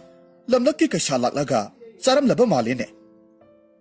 Aina akoibada koirai lerega yengthuklubada mamo yai madu mongsong amagi marumda mayada I teiraga aingonda sangtik yenglaga leirammi. Aina abokta haige tawbada mahak adumak mangthokre. Ai waphamsi abokta hainingbani adubu thazaroi khanduna tuminna lei itomta khalli. Ai mafamsida kuina leireroi pabungda lawba lao haikrage. Numittugi ahing oirakani khanbada isasi awaba oirammi. Mamo yai hanagumna chak khitang charaga tumkhre. Aidi tumdana mamo yaida yenglaga leirammi. Mamo yaina hairakki. Ibungo nahaksu tumlodana. Ai karimata khumde tumgi tawi ngaihak tumtharure ꯑꯗꯨꯕꯨ ꯃꯤꯠꯀꯞ ꯊꯣꯛꯂꯛꯄꯗꯗꯤ ꯃꯥꯃꯣ ꯌꯥꯏꯃꯅ ꯑꯩꯕꯨ ꯌꯦꯡꯂꯒ ꯂꯩꯔꯝꯃꯤ ꯑꯩ ꯈꯪꯄ꯭ꯔꯦꯛ ꯈꯪꯉꯤ ꯑꯕꯣꯛ ꯍꯥꯏꯅ ꯀꯧꯒꯦ ꯇꯧꯕꯗ ꯃꯥꯃꯣ ꯌꯥꯏꯅ ꯍꯥꯏꯔꯛꯈꯤ ꯀꯩꯗꯧꯔꯦ ꯏꯕꯨꯡꯉꯣ ꯇꯨꯝꯕ ꯌꯥꯗ꯭ꯔꯕꯣ ꯃꯥꯝꯌꯥꯏ ꯀꯔꯤꯁꯨ ꯇꯧꯗꯦ ꯑꯗꯣ ꯃꯥꯝꯌꯥꯏ ꯅꯍꯥꯛꯀꯤ ꯉꯥꯒꯤ ꯀꯔꯕꯥꯔꯗꯨ ꯇꯣꯛꯂꯕ꯭ꯔꯣ ꯀꯔꯤꯒꯤꯅꯣ ꯇꯧꯈꯤꯅꯤ ꯍꯛꯆꯥꯡ ꯅꯨꯡꯉꯥꯏꯇꯕꯒꯤ ꯃꯇꯝ ꯈꯔ ꯄꯣꯊꯥꯕꯅꯤ ꯑꯗꯨ ꯑꯣꯏꯔꯗꯤ ꯃꯥꯝꯌꯥꯏ ꯑꯩꯈꯣꯏ ꯉꯥ ꯆꯥꯕ ꯀꯨꯏꯅ ꯐꯪꯂꯔꯣꯏꯅꯦ ꯍꯥꯟꯅꯒꯨꯝꯅ ꯍꯦꯔꯥ ꯑꯗꯨꯒꯤ ꯑꯣꯏꯔꯦ ꯍꯌꯦꯡꯗꯣ ꯁꯔꯦꯡ ꯐ꯭ꯔꯪ ꯐ꯭ꯔꯪ ꯆꯣꯡꯕ ꯑꯃ ꯆꯥꯁꯤ ꯑꯩ ꯂꯧꯔꯨꯒꯦ ꯑꯩꯒꯤ ꯃꯔꯨꯞ ꯃꯄꯥꯡ ꯌꯥꯝꯅ ꯂꯩ ꯃꯊꯪꯒꯤ ꯑꯌꯨꯛꯇ ꯃꯥꯃꯣ ꯌꯥꯏꯅ ꯁꯔꯦꯡ ꯑꯆꯧꯕ ꯑꯃꯈꯛ ꯐꯥꯔꯒ ꯄꯨꯔꯛꯈꯤ ꯑꯕꯣꯛꯅ ꯁꯦꯝꯒꯦ ꯍꯥꯏꯗꯨꯅ ꯁꯨꯃꯥꯡꯗ ꯊꯝꯃꯤ ꯃꯇꯝꯁꯤꯗ ꯑꯕꯣꯛꯀꯤ ꯍꯧꯗꯣꯡ ꯇꯨꯅꯥꯟꯕꯤꯗꯨ ꯑꯕꯣꯛꯀꯤ ꯃꯅꯥꯛꯇ ꯂꯥꯛꯂꯝꯃꯤ ꯃꯦꯡ ꯃꯦꯡ ꯈꯣꯡꯂꯒ ꯑꯕꯣꯛꯀꯤ ꯃꯁꯥꯗ ꯃꯃꯩ ꯈꯦꯠꯂ ꯈꯦꯠꯂꯒ ꯈꯣꯡꯂꯝꯃꯤ ꯑꯕꯣꯛꯅ ꯉꯥ ꯃꯇꯨꯞ ꯃꯇꯨꯞ ꯀꯛꯂꯒ ꯃꯇꯣꯡ ꯃꯆꯦꯠ ꯑꯃ ꯇꯨꯅꯥꯟꯕꯤꯗ ꯆꯥꯅꯕ ꯊꯥꯕꯤꯔꯝꯃꯤ ꯍꯧꯗꯣꯡꯗꯨꯅ ꯉꯥ ꯃꯆꯦꯠꯇꯨ ꯃꯅꯝ ꯈꯖꯤꯛꯇꯪ ꯅꯝꯂꯨꯕꯗ ꯍꯨꯏꯅ ꯈꯣꯡꯂꯒ ꯆꯦꯟꯁꯤꯜꯂꯛꯄꯗꯒꯤ ꯉ꯭ꯌꯥꯎ ꯍꯥꯏꯗꯨꯅ ꯈꯣꯡꯂꯒ ꯆꯦꯟꯈꯤ ꯑꯕꯣꯛꯅ ꯃꯥꯒꯤ ꯃꯇꯧꯗꯨꯗ ꯍꯥꯏꯔꯝꯃꯤ ꯍꯩꯃꯥ ꯀꯔꯤꯅꯦꯒꯦ ꯁꯤꯗꯤ ꯃꯔꯨꯒ ꯄꯜꯂꯕ ꯖꯥꯠꯂꯥ ꯑꯩ ꯃꯗꯨ ꯎꯕꯗ ꯁ꯭ꯋꯥꯏ ꯂꯥꯎꯈꯤ ꯑꯩꯒꯤ ꯊꯃꯣꯏꯁꯤ ꯆꯤꯡꯅꯕꯒꯤ ꯆꯤꯡꯅꯕ ꯉꯥꯛꯇꯅꯤ ꯅꯨꯃꯤꯠꯇꯨ ꯑꯩꯈꯣꯏ ꯃꯌꯥꯝ ꯉꯥ ꯊꯣꯡꯂꯒ ꯆꯥꯃꯤꯟꯅꯩ ꯀꯔꯤꯁꯨ ꯇꯧꯗꯦ ꯌꯥꯝꯅ ꯍꯥꯎꯈꯤ ꯍꯧꯗꯣꯡꯗꯨꯗꯤ ꯑꯗꯨꯃꯛ ꯍꯜꯂꯛꯈꯤꯗ꯭ꯔꯦ ꯅꯨꯃꯤꯠ ꯈꯔꯅꯤ ꯂꯩꯔꯒꯗꯤ ꯑꯍꯤꯡꯗꯨ ꯄꯨꯔꯅꯤꯃꯥꯒꯤ ꯑꯍꯤꯡ ꯑꯣꯏꯕꯅ ꯄꯨꯡꯉꯥꯜ ꯉꯥꯜꯂꯤ ꯂꯩꯃꯥꯏꯗ ꯀꯛꯆꯦꯡ ꯆꯠꯄ ꯎꯏ ꯍꯥꯏꯕꯗꯨꯅꯤ ꯑꯩꯅ ꯍꯥꯟꯅꯒꯨꯝ ꯊꯣꯡꯅꯥꯎ ꯃꯌꯥꯗ ꯑꯍꯤꯡꯒꯤ ꯐꯖꯕ ꯌꯦꯡꯉꯤ ꯃꯥꯃꯣ ꯂꯈꯟꯅ ꯑꯩꯕꯨ ꯇꯨꯃꯤꯟꯅ ꯀꯧꯔꯛꯈꯤ ꯏꯕꯨꯡꯉꯣ ꯅꯪ ꯑꯃꯨꯛꯇ ꯊꯨꯅ ꯊꯣꯔꯛꯎ ꯅꯣꯏ ꯃꯝꯌꯥꯏ ꯇꯨꯝꯈ꯭ꯔꯕꯣ ꯑꯩꯅ ꯈꯨꯝꯃꯤ ꯃꯥꯝꯇꯣꯟ ꯃꯝꯌꯥꯏꯗꯤ ꯇꯣꯏꯂꯦꯠ ꯆꯠꯀꯅꯤ ꯍꯥꯏꯔꯝꯃꯤ ꯐꯅ ꯀꯨꯏꯔꯦ ꯂꯥꯛꯇ꯭ꯔꯤ ꯀꯔꯤ ꯍꯥꯏꯒꯦ ꯃꯥꯝꯇꯣꯟ ꯑꯁꯨꯝꯅ ꯍꯥꯏꯗꯨꯅ ꯃꯅꯥꯛꯇ ꯂꯦꯞꯄꯤ ꯃꯥꯝꯇꯣꯟꯅ ꯑꯩꯒꯤ ꯆꯤꯟ ꯃꯦꯜꯂꯤ ꯑꯉꯛꯄꯒꯤ ꯃꯇꯧꯅꯤ ꯑꯩꯅ ꯍꯥꯟꯅ ꯎꯈꯤꯕ ꯃꯇꯧꯗꯨꯅꯤ ꯊꯩꯕꯣꯡ ꯄꯥꯝꯕꯤ ꯃꯊꯛꯇ ꯃꯥꯃꯣ ꯌꯥꯏꯅ ꯃꯈꯨꯠ ꯁꯥꯡꯗꯣꯛꯂꯒ ꯎꯆꯦꯛ ꯐꯥꯔꯒ ꯆꯥꯕꯗꯨ ꯑꯩꯈꯣꯏ ꯑꯅꯤꯅ ꯎꯔꯝꯃꯤ ꯑꯩꯅ ꯇꯨꯃꯤꯟꯅ ꯆꯪꯂꯒ ꯑꯕꯣꯛꯄꯨꯁꯨ ꯀꯧꯔꯒ ꯊꯧꯗꯣꯛꯇꯨ ꯌꯦꯡꯍꯜꯂꯤ ꯃꯗꯨ ꯎꯕꯗ ꯑꯕꯣꯛꯇꯤ ꯂꯩꯃꯥꯏꯗ ꯑꯗꯨꯝ ꯋꯥꯟꯊꯈ꯭ꯔꯦ ꯃꯥꯝꯇꯣꯟ ꯑꯩꯈꯣꯏꯅꯤꯅ ꯑꯕꯣꯛꯄꯨ ꯏꯃꯨꯡꯗ ꯇꯞꯅ ꯄꯨꯁꯤꯜꯂꯤ ꯑꯕꯣꯛꯇꯨ ꯋꯥꯈꯜ ꯇꯥꯔꯛꯈꯤ ꯃꯊꯪꯒꯤ ꯑꯌꯨꯛꯇꯅꯤ ꯃꯥꯝꯇꯣꯟꯗꯨ ꯉꯟꯇꯥꯅ ꯍꯧꯒꯠꯂꯒ ꯆꯠꯈꯤ ꯑꯕꯣꯛ ꯑꯩꯈꯣꯏꯅꯤ ꯌꯥꯝꯅ ꯀꯤꯅ ꯆꯥꯛꯁꯪꯗ ꯇꯥꯁꯤꯜꯂꯒ ꯂꯩ ꯃꯥꯃꯣ ꯌꯥꯏꯗꯤ ꯀꯔꯤꯁꯨ ꯇꯧꯗꯕꯒꯨꯝ ꯃꯥꯒꯤ ꯐꯃꯨꯡꯗ ꯑꯗꯨꯃꯛ ꯇꯨꯝꯂꯤ ꯅꯨꯃꯤꯠꯇꯨꯒꯤ ꯅꯨꯡꯊꯤꯜꯗ ꯃꯥꯝꯇꯣꯟꯅ ꯂꯝꯗꯝꯗꯨꯗ ꯃꯃꯤꯡ ꯂꯩꯔꯕ ꯃꯥꯏꯕ ꯚꯩꯔꯣꯞꯄꯨ ꯔꯤꯛꯁꯣ ꯑꯃꯗ ꯇꯣꯡꯃꯤꯟꯅꯔꯒ ꯆꯪꯂꯛꯈꯤ ꯚꯩꯔꯣꯞ ꯌꯦꯡꯕꯗ ꯃꯁꯝ ꯑꯃꯗꯤ ꯃꯀꯣꯏ ꯌꯥꯝꯅ ꯁꯥꯡꯉꯤ ꯖꯇꯥ ꯄꯨꯏ ꯃꯃꯤꯠ ꯂꯥꯎꯊ꯭ꯔꯤꯛ ꯂꯥꯎꯏ ꯃꯔꯥꯏꯕꯛꯇ ꯁꯤꯟꯗꯨꯔ ꯁꯥꯡꯅ ꯆꯤꯡꯉꯤ ꯃꯉꯛꯇ ꯃꯁꯤꯡ ꯊꯤꯉꯝꯗ꯭ꯔꯕ ꯃꯥꯂꯥ ꯁꯤꯔꯝꯃꯤ ꯒꯦꯔꯨꯋꯥ ꯃꯆꯨ ꯐꯩꯖꯣꯝ ꯑꯃ ꯁꯦꯠꯂꯤ ꯐꯨꯔꯤꯠ ꯂꯤꯠꯇꯦ ꯃꯈꯨꯠꯇ ꯀꯃꯟꯗꯂꯨ ꯑꯃ ꯆꯦꯠꯅ ꯄꯥꯏꯔꯝꯃꯤ ꯑꯩꯈꯣꯏ ꯑꯕꯣꯛꯀꯤ ꯊꯣꯡꯒꯥꯜ ꯍꯦꯛ ꯌꯧꯕꯒꯗꯤ ꯚꯩꯔꯣꯞ ꯃꯃꯤꯠ ꯎꯏꯁꯤꯜꯂꯤ ꯁꯣꯔ ꯐꯨꯏꯅ ꯍꯣꯜꯂꯤ ꯃꯁꯥꯗꯨ ꯊꯛ ꯊꯛ ꯅꯤꯛꯂꯝꯃꯤ ꯂꯥꯏꯁꯣꯟ ꯃꯟꯇ꯭ꯔ ꯈꯔ ꯆꯥꯏꯊꯣꯛꯂꯝꯃꯤ ꯑꯗꯨꯒ ꯍꯥꯏꯔꯛꯈꯤ ꯂꯈꯟ ꯔꯤꯛꯁꯣ ꯗ꯭ꯔꯥꯏꯚꯔꯁꯦ ꯁꯦꯜ ꯄꯤꯔꯒ ꯊꯥꯗꯣꯛꯈ꯭ꯔꯣ ꯑꯔꯨꯕ ꯋꯥꯔꯤ ꯑꯃꯈꯛ ꯂꯩꯔꯦ ꯃꯥꯝꯇꯣꯟꯅ ꯔꯤꯛꯁꯣꯗꯨ ꯊꯥꯗꯣꯛꯈ꯭ꯔꯦ ꯚꯩꯔꯣꯞꯅ ꯍꯥꯏꯔꯛꯈꯤ ꯅꯈꯣꯏꯒꯤ ꯏꯃꯨꯡꯗ ꯍꯟꯗꯛ ꯍꯞꯇꯥꯁꯤꯗ ꯂꯩꯈꯤꯗꯕ ꯃꯤꯒ ꯌꯥꯎꯕ꯭ꯔꯥ ꯏꯃꯨꯡꯁꯤꯗ ꯀꯅꯥ ꯀꯅꯥ ꯂꯩ ꯃꯥꯝꯇꯣꯟꯅ ꯈꯨꯝꯃꯤ ꯂꯩꯈꯤꯗꯕ ꯍꯥꯏꯔꯒꯗꯤ ꯀꯅꯥꯁꯨ ꯂꯩꯇꯦ ꯄꯥꯕꯨꯡꯗꯤ ꯆꯍꯤ 2 ꯁꯨꯔꯦ ꯂꯩꯈꯤꯗꯕ ꯄꯥꯕꯨꯡꯒꯤ ꯃꯅꯥꯎꯅꯨꯄꯥ ꯈꯨꯔꯥꯗꯨꯗꯤ ꯄꯥꯕꯨꯡꯗꯒꯤ ꯍꯥꯟꯅ ꯂꯩꯈꯤꯗ꯭ꯔꯦ ꯆꯥꯎꯔꯥꯛꯅ ꯆꯍꯤ 2.5 ꯁꯨꯔꯝꯂꯒꯅꯤ ꯑꯩꯒꯤ ꯏꯌꯥꯝꯕ ꯑꯍꯜꯗꯤ ꯑꯣꯐꯤꯁꯀꯤ ꯀ꯭ꯋꯥꯔꯇꯔꯗ ꯂꯩꯈ꯭ꯔꯦ ꯃꯔꯛ ꯃꯔꯛꯇ ꯑꯩꯈꯣꯏ ꯎꯅꯕ ꯂꯥꯛꯏ ꯍꯧꯖꯤꯛꯅ ꯑꯩꯈꯣꯏ ꯏꯃꯥꯅꯦ ꯏꯌꯥꯝꯕ ꯌꯥꯏꯃꯅꯦ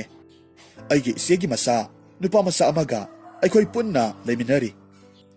ꯍꯥꯏꯔꯤꯕ ꯏꯌꯥꯝꯕ ꯌꯥꯏꯃꯁꯤꯅꯤ ꯑꯩꯅ ꯉꯁꯥꯏ ꯍꯥꯏꯖꯕꯗꯣ ꯃꯍꯥꯛ ꯍꯧꯖꯤꯛ ꯇꯨꯝꯂꯤ ꯚꯩꯔꯣꯞ ꯋꯥ ꯑꯃꯠꯇ ꯉꯥꯡꯈꯤꯗ꯭ꯔꯦ ꯁꯨꯃꯥꯡꯗ ꯂꯥꯛꯂꯒ ꯑꯕꯣꯛꯀ ꯑꯩꯈꯣꯏ ꯄꯨꯟꯅ ꯂꯩꯍꯜꯂꯤ ꯚꯩꯔꯣꯞꯅ ꯁꯨꯃꯥꯡ ꯃꯇꯣꯟꯗ ꯆꯩꯈꯩ 9 ꯆꯤꯡꯉꯤ ꯀꯣꯝ ꯃꯆꯥ ꯑꯃꯈꯛ ꯇꯧꯔꯝꯃꯤ ꯑꯗꯨꯒ ꯖꯩꯒꯒꯤ ꯄꯣꯠ ꯆꯩ ꯁꯦꯝꯃꯤ ꯖꯩꯒꯒꯤ ꯃꯩ ꯍꯧꯒꯠꯂꯝꯃꯤ ꯃꯆꯤꯟꯗ ꯃꯨꯔꯨꯝ ꯃꯨꯔꯨꯝ ꯁꯣꯜꯂꯒ ꯃꯩꯊꯛꯇ ꯏꯁꯤꯡꯒꯨꯝꯕ ꯑꯃꯈꯛ ꯆꯥꯏꯁꯤꯜꯂꯤ ꯑꯗꯨꯒ ꯍꯥꯏꯔꯛꯈꯤ ꯅꯈꯣꯏꯒꯤ ꯌꯨꯝꯗ ꯂꯩꯔꯤꯕ ꯅꯆꯥꯅꯨꯄꯥ ꯌꯥꯏꯃꯁꯤꯗꯤ ꯂꯩꯈꯤꯗꯕ ꯆꯌꯣꯜ ꯑꯃ ꯐꯥꯔꯦ ꯃꯗꯨꯁꯨ ꯑꯩ ꯍꯥꯏꯒꯦ ꯍꯧꯈꯤꯕ ꯊꯥꯁꯤꯒꯤ ꯑꯍꯤꯡꯗ ꯎꯃꯪ ꯃꯌꯥꯗ ꯎꯖꯥꯎ ꯑꯃꯅ ꯅꯜꯂꯒ ꯂꯩꯈꯤꯗꯕꯅꯤ꯫ ꯍꯧꯖꯤꯛ ꯑꯩꯅ ꯉꯛꯂꯤꯕꯁꯤ ꯀꯅꯥꯅꯣ ꯏꯃꯨꯡꯁꯤꯗ ꯁꯩꯗꯥꯡꯂꯤꯕꯁꯦ ꯃꯁꯤꯅꯤ꯫ ꯃꯁꯤ ꯍꯥꯏꯔꯝꯂꯒ ꯚꯩꯔꯣꯞ ꯂꯥꯏꯁꯣꯜ ꯍꯧꯅ ꯁꯣꯜꯂꯒ ꯂꯩꯕꯥꯛꯀꯤ ꯑꯍꯤꯡꯕ ꯆꯐꯨ ꯑꯃꯗ ꯁꯨꯝꯆꯤꯠꯅ ꯁꯦꯠ ꯁꯦꯠ ꯀꯜꯂꯤ꯫ ꯏꯃꯨꯡꯗꯒꯤ ꯃꯥꯃꯣꯌꯥꯏ ꯄꯥꯏꯊꯣꯔꯛꯈꯤ꯫ ꯑꯗꯨꯒ ꯚꯩꯔꯣꯞꯀꯤ ꯃꯅꯥꯛꯇ ꯂꯥꯛꯂꯒ ꯊꯤꯅ ꯆꯩꯔꯛꯈꯤ꯫ ꯑꯗꯨꯒ ꯂꯥꯎꯔꯛꯈꯤ, ꯍꯅꯨꯕ ꯆꯤꯟꯊꯤꯕ, ꯅꯊꯧ ꯂꯩꯇꯅ ꯅꯊꯧ ꯁꯥꯔꯤꯕ, ꯑꯩꯕꯨ ꯑꯗꯨꯝꯅ ꯐꯨꯒꯅꯨ, ꯑꯩ ꯂꯩꯕ ꯉꯝꯗꯦ꯫ ꯚꯩꯔꯣꯞꯅ ꯆꯐꯨꯗ ꯐꯨꯕ ꯈꯨꯗꯤꯡ ꯃꯥꯃꯣꯌꯥꯏꯒꯤ ꯃꯁꯥꯗ ꯆꯩꯐꯝ ꯇꯥꯔꯛꯈꯤ꯫ ꯚꯩꯔꯣꯞꯅ ꯂꯥꯎꯅ ꯍꯥꯏꯔꯛꯈꯤ, ꯅꯍꯥꯛ ꯀꯅꯥꯅꯣ? ꯑꯁꯨꯝꯅ ꯀꯔꯤꯒꯤ ꯃꯤꯒꯤ ꯃꯌꯨꯝꯗ ꯂꯩꯁꯤꯜꯂꯤꯕꯅꯣ? ꯃꯇꯝ ꯑꯁꯤꯗ ꯃꯥꯃꯣꯌꯥꯏꯅ ꯈꯨꯝꯃꯤ, ꯃꯥꯅꯤ, ꯑꯩ ꯂꯥꯟꯈ꯭ꯔꯦ꯫ ꯑꯩꯍꯥꯛ ꯃꯈꯣꯏꯒꯤ ꯃꯈꯨꯔꯥꯅꯤ꯫ ꯏꯪꯈꯣꯜ ꯃꯨꯟꯅꯕꯒꯤ ꯋꯥꯊꯣꯛꯇ ꯑꯩꯕꯨ ꯑꯩꯒꯤ ꯂꯩꯈꯤꯗ꯭ꯔꯕ ꯏꯌꯥꯝꯕꯅ ꯅꯨꯡꯁꯤ ꯍꯩꯇꯅ ꯎꯃꯪꯗ ꯍꯥꯠꯇꯣꯛꯂꯒ ꯐꯨꯝꯖꯤꯟꯈꯤꯕꯅꯤ꯫ ꯑꯗꯨꯕꯨ ꯑꯩꯒꯤ ꯄꯦꯟꯗ꯭ꯔꯕ ꯊꯋꯥꯏ ꯑꯇꯃꯥꯅ ꯑꯔꯥꯟ ꯈꯨꯕꯝ ꯐꯪꯗꯕꯅ ꯀꯣꯏꯄꯥꯏ ꯄꯥꯏꯔꯒ ꯆꯍꯤ 2 ꯈꯪꯂꯛꯈꯤ꯫ ꯍꯧꯈꯤꯕ ꯊꯥꯁꯤꯒꯤ ꯑꯍꯤꯡꯗ ꯔꯥꯖꯣꯅ ꯑꯩꯒꯤ ꯃꯥꯡꯗ ꯆꯠꯄ ꯎꯕꯗꯨꯗ ꯑꯩꯅ ꯎꯖꯥꯎꯅ ꯅꯜꯂꯒ ꯍꯥꯠꯇꯣꯛꯈꯤꯕꯅꯤ꯫ ꯃꯗꯨꯗ ꯑꯩꯒꯤ ꯊꯃꯣꯏꯒꯤ ꯑꯋꯥꯕ ꯀꯣꯛꯈꯤ꯫ ꯃꯁꯤꯗꯁꯨ ꯑꯩꯅ ꯄꯦꯟꯗꯕꯗꯒꯤ ꯏꯇꯩꯃ ꯑꯃꯗꯤ ꯂꯩꯍꯧꯔꯤꯕ ꯃꯌꯥꯝꯁꯤ ꯂꯧꯁꯤꯟꯒꯦ ꯍꯥꯏꯗꯨꯅ ꯔꯥꯖꯣꯒꯤ ꯑꯁꯤꯕ ꯍꯛꯆꯥꯡ ꯄꯣꯂꯥꯡꯗ ꯆꯪꯁꯤꯜꯂꯒ ꯑꯩꯅ ꯉꯁꯤ ꯐꯥꯎꯕ ꯍꯤꯡꯂꯛꯂꯤꯕ ꯑꯁꯤꯅꯤ꯫ ꯃꯁꯤ ꯍꯥꯏꯔꯒ ꯑꯩ ꯆꯠꯈ꯭ꯔꯒꯦ, ꯑꯩꯕꯨ ꯐꯨꯕꯤꯔꯒꯅꯨ, ꯑꯩ ꯂꯥꯟꯈ꯭ꯔꯦ ꯍꯥꯏꯗꯨꯅ ꯀꯞꯂꯛꯈꯤ꯫ ꯃꯇꯝ ꯑꯁꯤꯗ ꯚꯩꯔꯣꯞꯅ ꯂꯥꯏꯁꯣꯜ ꯑꯃ ꯁꯣꯜꯂꯒ ꯔꯥꯖꯣꯗ ꯀꯥꯞꯁꯤꯜꯂꯝꯃꯤ꯫ ꯑꯗꯨꯒ ꯍꯥꯏꯔꯛꯈꯤ, ꯅꯍꯟꯐꯝꯗ ꯍꯜꯂꯣ, ꯅꯇꯦꯐꯝꯗ ꯇꯦꯔꯣ, ꯂꯥꯏꯔꯝꯂꯦꯟꯗ ꯇꯤꯜꯂꯨꯔꯣ, ꯅꯍꯥꯛꯀꯤ ꯆꯥꯛꯊꯥꯛ ꯄꯤꯔꯕꯅꯤ꯫ ꯑꯁꯨꯝꯅ ꯍꯥꯏꯗꯨꯅ ꯆꯦꯡ ꯊꯣꯏꯗꯤꯡ ꯁꯤꯟꯗꯨꯔ ꯃꯅꯨꯡꯗ ꯂꯪꯁꯤꯟꯈꯤ꯫ ꯈꯨꯗꯛꯇ ꯃꯈꯨꯔꯥ ꯑꯁꯤꯕꯒꯤ ꯊꯋꯥꯏꯗꯨ ꯈꯥꯡꯕ ꯉꯝꯗꯗꯨꯅ ꯔꯥꯖꯣꯒꯤ ꯍꯛꯆꯥꯡꯗꯒꯤ ꯄꯥꯏꯊꯣꯔꯛꯂꯝꯃꯤ꯫ ꯑꯍꯥꯡꯕ ꯑꯇꯤꯌꯥꯗ ꯃꯩꯈꯨ ꯑꯣꯏꯅ ꯇꯤꯟꯈꯤ꯫ ꯊꯋꯥꯏꯗꯨ ꯆꯠꯈ꯭ꯔꯕꯗꯨꯗ ꯔꯥꯖꯣꯒꯤ ꯃꯁꯥꯗꯨ ꯄꯨꯝꯊꯕꯒꯤ ꯅꯝꯊꯤꯕ ꯃꯅꯝ ꯅꯝꯂꯛꯈꯤ꯫ ꯃꯁꯤꯒꯤ ꯃꯇꯨꯡꯗꯗꯤ ꯔꯥꯖꯣꯒꯤ ꯊꯋꯥꯏ ꯌꯥꯎꯗ꯭ꯔꯕ ꯍꯛꯆꯥꯡꯗꯨ ꯆꯠꯅꯕꯤ ꯃꯇꯨꯡ ꯏꯟꯅ ꯃꯊꯧ ꯃꯉꯝ ꯄꯥꯡꯊꯣꯛꯂꯣ, ꯄꯨꯝꯅꯃꯛ ꯌꯥꯏꯐꯔꯒꯅꯤ꯫ ꯑꯁꯨꯝꯅ ꯍꯥꯏꯔꯝꯂꯒ ꯚꯩꯔꯣꯞ ꯃꯥꯏꯕꯗꯨ ꯆꯠꯈ꯭ꯔꯦ꯫ ꯍꯥꯏꯔꯤꯕ ꯃꯥꯃꯣꯌꯥꯏꯒꯤ ꯊꯧꯗꯣꯛꯁꯤ ꯄꯥꯎ ꯇꯥꯔꯕꯗ ꯑꯩꯒꯤ ꯏꯃꯥꯒ ꯄꯥꯕꯨꯡꯒꯅ ꯑꯩꯕꯨ ꯂꯧꯕ ꯂꯥꯛꯈꯤ꯫ ꯃꯁꯤꯒꯤ ꯃꯇꯨꯡꯗ ꯑꯩꯕꯨ ꯄꯥꯕꯨꯡꯅ ꯑꯕꯣꯛꯍꯣꯏꯗ ꯑꯗꯨꯃꯛ ꯆꯠꯍꯟꯈꯤꯗ꯭ꯔꯦ꯫ ꯃꯁꯤꯒꯤ ꯃꯇꯨꯡꯗ ꯗꯦꯜꯂꯤꯒꯤ ꯑꯐꯕ ꯁ꯭ꯀꯨꯜ ꯑꯃꯗ ꯕꯣꯔꯗꯤꯡꯗ ꯑꯗꯨꯃꯛ ꯊꯝꯈꯤ꯫ ꯑꯗꯨꯕꯨ ꯑꯩꯒꯤ ꯊꯃꯣꯏꯗ ꯃꯥꯃꯣꯌꯥꯏꯒꯤ ꯊꯧꯗꯣꯛ ꯑꯃꯗꯤ ꯑꯕꯣꯛꯄꯨ ꯅꯤꯡꯁꯤꯡꯗꯨꯅꯇ ꯆꯍꯤ ꯀꯌꯥꯃꯔꯣꯝ ꯂꯩꯈꯤ꯫ ꯃꯁꯤꯅꯤ ꯑꯩꯒꯤ ꯋꯥꯔꯤ꯫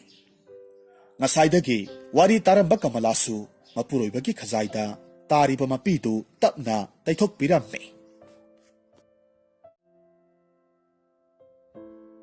ꯊꯥꯏꯅ ꯃꯃꯥꯡꯉꯩꯗ ꯂꯨꯈ꯭ꯔꯥꯕꯤ ꯑꯃꯒꯤ ꯃꯁꯛ ꯃꯇꯧ ꯌꯥꯝꯅ ꯐꯖꯕꯤ ꯈꯤꯅꯨ ꯀꯧꯕꯤ ꯃꯆꯥꯅꯨꯄꯤ ꯑꯃ ꯂꯩꯔꯝꯃꯤ꯫ ꯂꯨꯈ꯭ꯔꯥꯕꯤ ꯃꯆꯥ ꯑꯣꯏꯖꯔꯕꯁꯨ ꯃꯁꯛ ꯃꯇꯧ ꯐꯖꯕꯗꯒꯤ ꯃꯤ ꯄꯨꯝꯅꯃꯛꯅ ꯃꯍꯥꯛꯄꯨ ꯄꯥꯝꯅꯩ꯫ ꯂꯨꯈ꯭ꯔꯥꯕꯤ ꯃꯃꯥ ꯃꯆꯥꯅ ꯊꯥꯖꯕ ꯄꯥꯟ ꯑꯗꯨꯗꯤ ꯅꯨꯡꯇꯤ ꯅꯨꯃꯤꯠ ꯈꯨꯗꯤꯡꯒꯤ ꯂꯝꯃꯣꯛ ꯂꯥꯕ ꯑꯃꯅ ꯂꯥꯛꯇꯨꯅ ꯍꯦꯛ ꯍꯦꯛ ꯆꯥꯊꯣꯛꯂꯝꯃꯤ꯫ ꯂꯝꯃꯣꯛ ꯀꯤꯕꯅ ꯃꯈꯣꯏ ꯑꯅꯤꯗꯨꯗꯤ ꯃꯄꯥꯜ ꯊꯣꯛꯄ ꯉꯝꯗ꯭ꯔꯦ꯫ ꯅꯣꯡꯃꯗꯤ ꯂꯨꯈ꯭ꯔꯥꯕꯤ ꯑꯁꯤꯅ ꯈꯨꯜꯒꯤ ꯑꯀꯟ ꯑꯊꯧ ꯄꯥꯈꯪ ꯃꯌꯥꯝ ꯀꯧꯔꯒ ꯄꯥꯟ ꯆꯥꯊꯣꯛꯂꯤꯕ ꯂꯝꯃꯣꯛꯇꯨ ꯍꯥꯠꯄ ꯉꯝꯕ ꯃꯤꯗ ꯑꯩꯒꯤ ꯏꯆꯥꯅꯨꯄꯤ ꯄꯤꯒꯅꯤ ꯍꯥꯏꯅ ꯍꯥꯏꯔꯝꯃꯤ꯫ ꯃꯁꯛ ꯃꯇꯧ ꯐꯖꯕꯤ ꯈꯤꯅꯨꯕꯨ ꯄꯥꯝꯂꯕꯁꯨ ꯀꯅꯥꯃꯠꯇꯅ ꯂꯝꯃꯣꯛ ꯍꯥꯠꯀꯦ ꯈꯟꯈꯤꯗꯦ꯫ ꯑꯇꯣꯞꯄ ꯈꯨꯜꯗ ꯍꯤꯡꯆꯥꯕ ꯑꯃꯁꯨ ꯂꯩꯔꯝꯃꯤ꯫ ꯃꯥꯅ ꯈꯨꯟꯗꯨꯗ ꯂꯩꯕ ꯃꯤ ꯄꯨꯝꯅꯃꯛ ꯆꯥꯊꯣꯛꯂꯝꯃꯤ꯫ ꯃꯍꯥꯛꯅꯁꯨ ꯈꯤꯅꯨꯒꯤ ꯃꯁꯛ ꯃꯇꯧ ꯐꯖꯕꯒꯤ ꯄꯥꯎꯁꯤ ꯇꯥꯔꯨꯕꯗ ꯈꯤꯅꯨꯕꯨ ꯄꯥꯝꯂꯝꯃꯤ꯫ ꯂꯝꯃꯣꯛ ꯍꯥꯠꯄ ꯉꯝꯕ ꯃꯤꯗ ꯈꯤꯅꯨ ꯄꯤꯒꯅꯤ ꯍꯥꯏꯕ ꯂꯨꯈ꯭ꯔꯥꯕꯤꯒꯤ ꯄꯥꯎꯗꯨ ꯇꯥꯕꯗ ꯃꯍꯥꯛ ꯅꯨꯡꯉꯥꯏꯔꯝꯃꯤ꯫ ꯅꯣꯡꯃ ꯍꯤꯡꯆꯥꯕꯗꯨꯅ ꯀꯩ ꯑꯣꯜꯂꯒ ꯂꯨꯈ꯭ꯔꯥꯕꯤꯅ ꯊꯥꯔꯤꯕ ꯄꯥꯟ ꯃꯔꯛꯇ ꯂꯨꯝꯂꯒ ꯂꯩꯔꯝꯃꯤ꯫ ꯂꯝꯃꯣꯛ ꯑꯗꯨꯅ ꯄꯥꯟ ꯆꯥꯒꯗꯕꯒꯤ ꯂꯥꯛꯄ ꯃꯇꯝꯗꯗꯤ ꯍꯤꯡꯆꯥꯕꯅ ꯑꯣꯟꯕ ꯀꯩꯗꯨ ꯆꯣꯡꯊꯣꯔꯛꯂꯝꯃꯤ꯫ ꯂꯝꯃꯣꯛꯇꯨ ꯍꯥꯠꯇꯣꯛꯂꯝꯃꯤ꯫ ꯑꯗꯨꯗꯒꯤꯗꯤ ꯑꯁꯤꯕ ꯂꯝꯃꯣꯛꯇꯨ ꯄꯨꯔꯒ ꯍꯤꯡꯆꯥꯕꯅ ꯂꯨꯈ꯭ꯔꯥꯕꯤꯒꯤ ꯃꯌꯨꯝꯗ ꯂꯥꯛꯂꯒ ꯑꯩꯅ ꯂꯝꯃꯣꯛꯁꯤ ꯍꯥꯠꯂꯕꯅꯤꯅ ꯅꯆꯥꯅꯨꯄꯤ ꯈꯤꯅꯨꯁꯤ ꯑꯩꯉꯣꯟꯗ ꯄꯤꯔꯣ ꯍꯥꯏꯔꯛꯈꯤ꯫ ꯍꯤꯡꯆꯥꯕꯒꯤ ꯑꯀꯤꯕ ꯐꯪꯂꯕ ꯃꯁꯛ ꯃꯇꯧ ꯎꯕꯗꯨꯗ ꯂꯨꯈ꯭ꯔꯥꯕꯤꯗꯨ ꯌꯥꯝꯅ ꯀꯤꯔꯦ꯫ ꯃꯆꯥꯅꯨꯄꯤꯗꯨ ꯃꯉꯣꯟꯗ ꯄꯤꯅꯤꯡꯗ꯭ꯔꯕꯁꯨ ꯃꯥꯕꯨ ꯍꯥꯠꯈꯤꯒꯗ꯭ꯔꯥ ꯀꯤꯕꯅ ꯂꯨꯈ꯭ꯔꯥꯕꯤꯅ ꯍꯧꯖꯤꯛꯇꯤ ꯏꯆꯥꯅꯨꯄꯤ ꯆꯥꯎꯗ꯭ꯔꯤ, ꯀꯥꯡꯗꯣꯡ ꯐꯥꯗ꯭ꯔꯤ, ꯃꯌꯨꯝ ꯄꯥꯟꯕ ꯌꯥꯗ꯭ꯔꯤ, ꯍꯌꯦꯡ ꯏꯅ ꯃꯄꯥꯜ ꯁꯥꯠꯂꯛꯄ ꯃꯇꯝꯗ ꯏ ꯃꯄꯥꯟ ꯆꯤꯜꯂꯒ ꯂꯥꯛꯑꯣ, ꯃꯇꯝꯗꯨꯗ ꯏꯆꯥꯅꯨꯄꯤ ꯄꯤꯒꯦ ꯍꯥꯏꯔꯝꯃꯤ꯫ ꯂꯨꯈ꯭ꯔꯥꯕꯤꯒꯤ ꯋꯥꯗꯨ ꯇꯥꯔꯨꯕꯗ ꯍꯤꯡꯆꯥꯕꯗꯨꯗꯤ ꯃꯊ꯭ꯋꯥꯏ ꯅꯨꯡꯉꯥꯏꯅ ꯃꯌꯨꯝꯗ ꯍꯟꯈꯤ꯫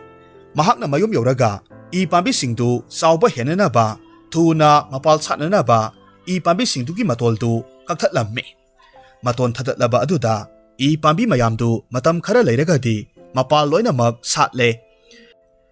asatpa ima pandu silaga hingsabana lukhrabi gi mayumda laklammi nasanupi khinu piro hairammi lukhrabi na masanupi tu naraga leire hayeng nungna mapal satpa matamda nung mapanchilaga la'u matamaduda isanupi se soidana magpirage hairammi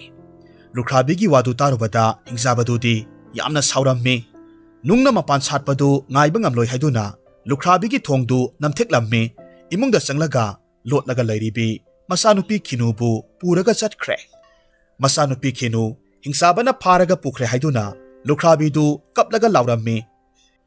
hingsababu kibadagi khulgimi amata chongthokpiraktre masanupi khinu kainabagi wabana lukhrabi dudi kaplaga ta leikhre tumgani sagani haiba khangkhidre mahakna nongma sa polang ama yu kharung amaga sillanglammi aduga khulgimi yambu kauraga ibung ipwasa nakoigi marakta sa polang ama saba ngamba yu kharung ama thakpa ngamba yaurabadi thokpira o aina langjariba sa polangsi sabiyu yu kharungsi thakpiyu aduga aigi isanupi khinu pukhiba hingsabadu hatpiyu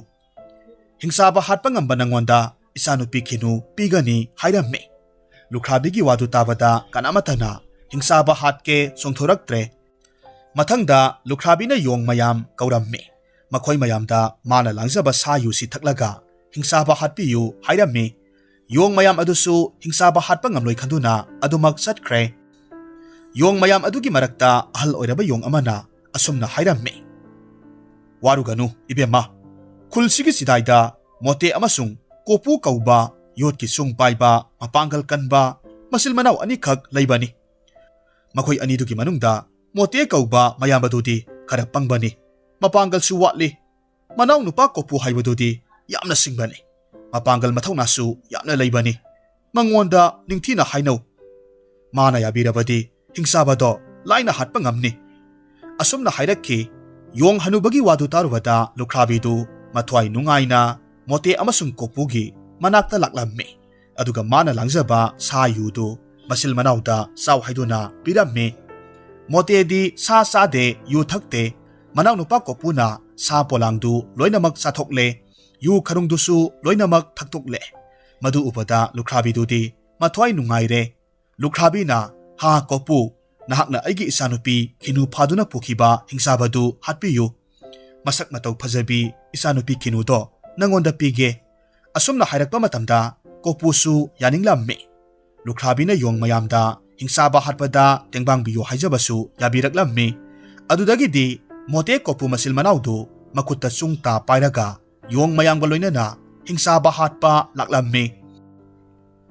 khara chalagadi yong amana aidi kok yamna sikle lehoraki haiduna lehowi khara amuk chalaga atopa yong amana aidi khong nare haiduna hektamak lehorammi asumna marok sauba yong mayamdu hingsababu kibadagi khong nare kok ngaure puk thille kok sikle haisinaraga amamam lehobadagi mamai thangdadi yong ama phawba lehodre maramaduna thabak chatminaba matamda tande mande tawba miyoidu mote kopu masil manawgi matung inba yongdu mangaire haina anal singna hainai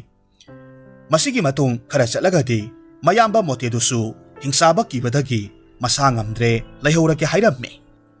keganba mayamba du singdonda hauba ujaw amagi mathakta sagai saraga leire mangonda thangsang ama pire manakta kom ama tawraga ising pik thanna haijille kom manakta ingelei pambi ama thare adudagi kopuna mayambada aina hingsaba hatpa chatkringai matamda tangai phadana mafamsida adumak lengdana leibiyu aina piriba thangsang asina kolhing karaklaba komgi isingna kanglaba ingelei pambi asina mana khuiraga kangsilaklabadi ai sire haibasi khangbiyu matamduda nahak nathwai hingnanaba yum tana chenkro adu natrabadi aina halaktiba phawba mafamsida lengdana adumak leibirammu asumna hairamlaga kopudi makhut chaba chungta puraga hingsaba hatpa chatki kopuna asum lakpada hingsabagi mayum yaure hingsabadu khullana masinjak thiba satkibadagi mayumda leiramde lukhrabi masa kinudi sumangda phi saraga leirammi kopuna lona langthai mana amakhak thatlaga kinuna sariba phidugi mathakta thadarammi ipam lamdamgi leimanam nammi nungsiba kanana purakpa oirigaba haiduna langthlai manadu laukhatlaga manam namme. Kopuna thoraklaga ibema aina napam lamdamdagi purakpa laini nahakpu lawge laklibani hairamme. Kopugi wadu tabada khinudu nungsa thiduna ibung nahak mafamsida kuina leirabadi hingsabagi masinjak oikiba tare nahak senkro. Asumna hairakpa matamda kopuna noklaga khummi. Ibema hingsabadu halaga nangbu lawruso haiduna nama ibema na sa polang ama pijaraga yu kharung ama pitaktuna aibu tharaklibani. Kopugi wadu tabada khinuna hingsabasi yamna kalle mahaki makhutna hek paibada khudup ani sangba nung phauba mayaida teklibani. Makhutna sumbal ama pairaga songba matamda yumjau ani lalibani hairamme. Khinugi wadu tarwada kopudu yamna sauramme. Manakta taba khudup ani sangba nungdu paikhatlaga thudeklamme. Makhutta sumbal ama khak pairaga songba matamdadi yumjau mari lana songlamme. Madu uba matamda hingsaba hatpa ngamgani khanbadagi khinudu mathwai nungaijai. Asumna hainaringai hingsaba pairakpagi makhol tabadagi khinuna kopudu imungi phamthakta lolhalli. Hingsaba aduna mana sanaba mi asiba aniga khinuna sanaba saji asiba amaga puraklamme. Hingsabana sumang hek yobagadi taibang migi manam nami haiduna hairaklammi. Maduda khinuna aisu taibang mini aigi manam oiramgani haina khumlammi. Hingsabaduna madu sumbayai hairamlaga hingsabadu mana purakpami asibadu maida kabak kabak lauthoklaga sarammi. Khinuna sajidu thonglaga sak sana kopugi sanaba saji matum amakhak sakna yomsilaga hingsaba khangandana phamthakta langkhatki. Madu oklaga kopuna sarammi. Hingsabana kariki sak langkhatlibano hanglaklabada khinuna usina sananaba langkhatlibani haina khummi. Adudagi hingsabana su mana sabada lemba migi makhut makhongi saru asangba amakhak phamthakta langkhatli. Saruduna kopugi maraibakta panduna I thoklammi. Idu leibakta tap tap taraklabaduda hingsabana khinuda taraklibasi karino hangi. Khinuna khumlammi.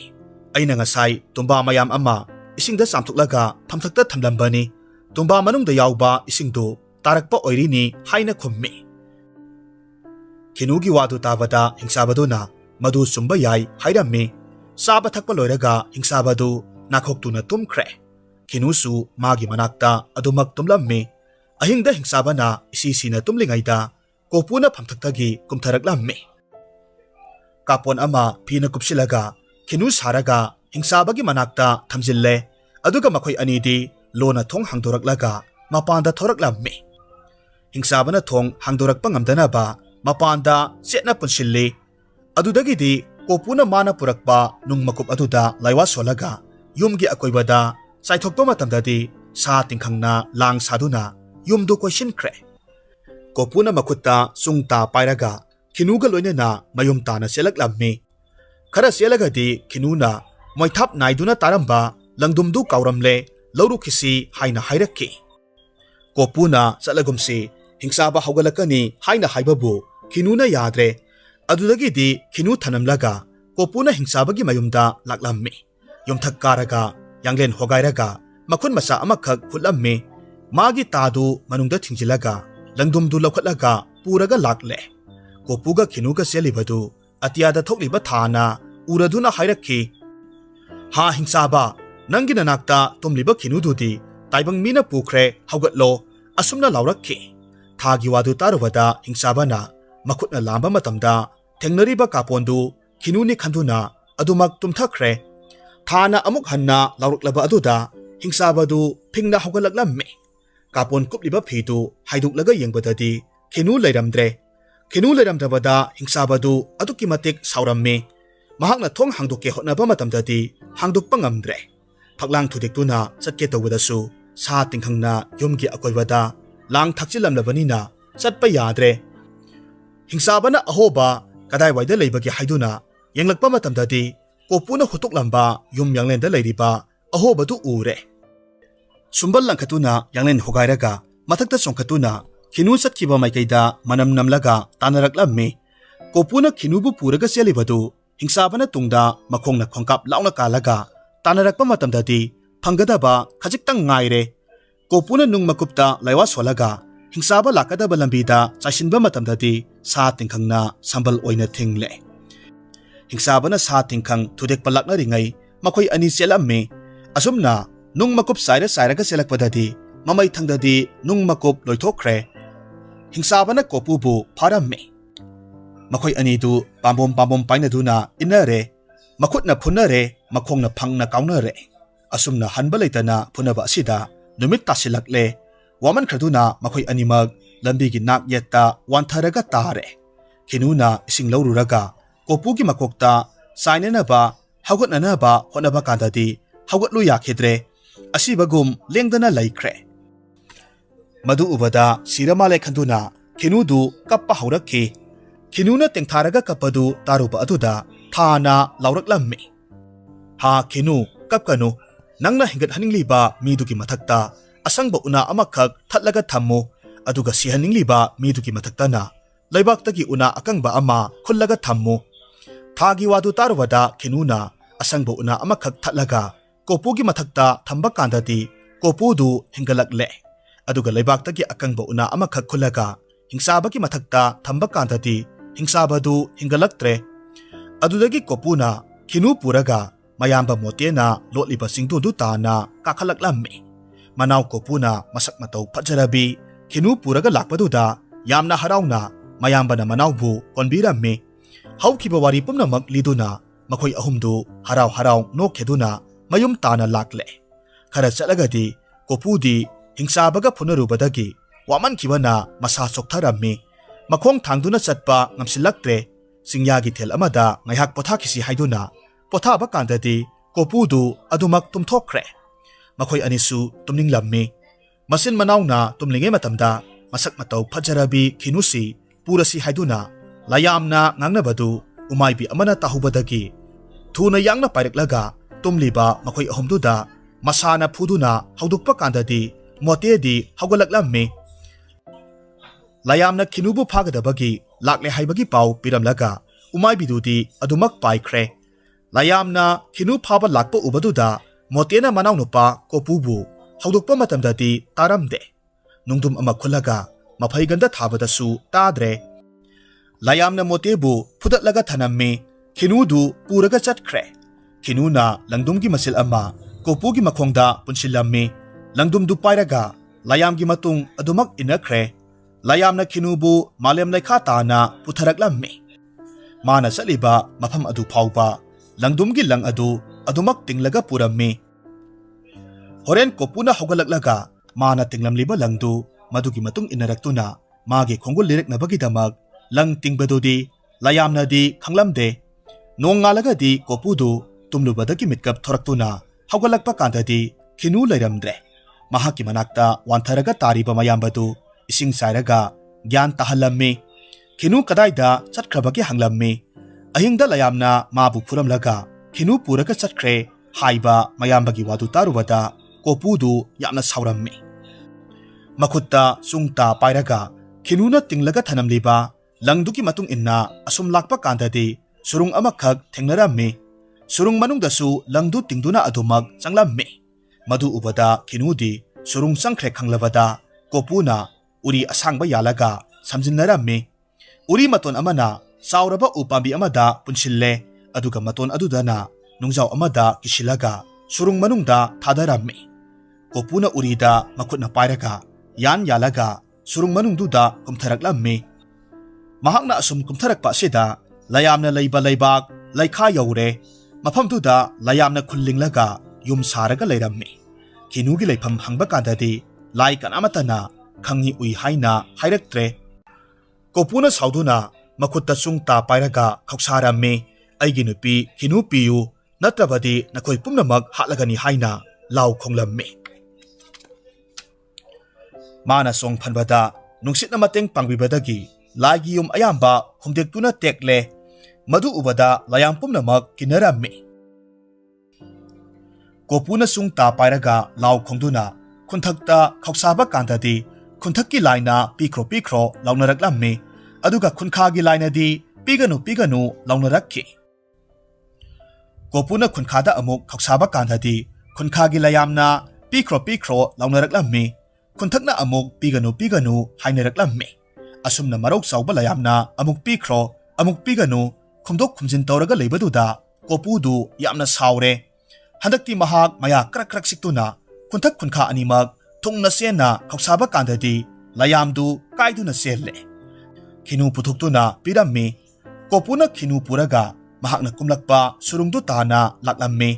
อาหารบัดขินูนาอุริยาลกากัดขีบกันดาสุรุงมาปันดาโมเตนาง่ายระก็เลยรัมมีมหากนักขินูบุคุเจียงไประกาสุรุงมนุงดกีสิงคัดลำมีขินูกิมาสักมาเตาพะจาบะมาองมาเตาอุบดูดาโมเตนามหากปูปามลำมี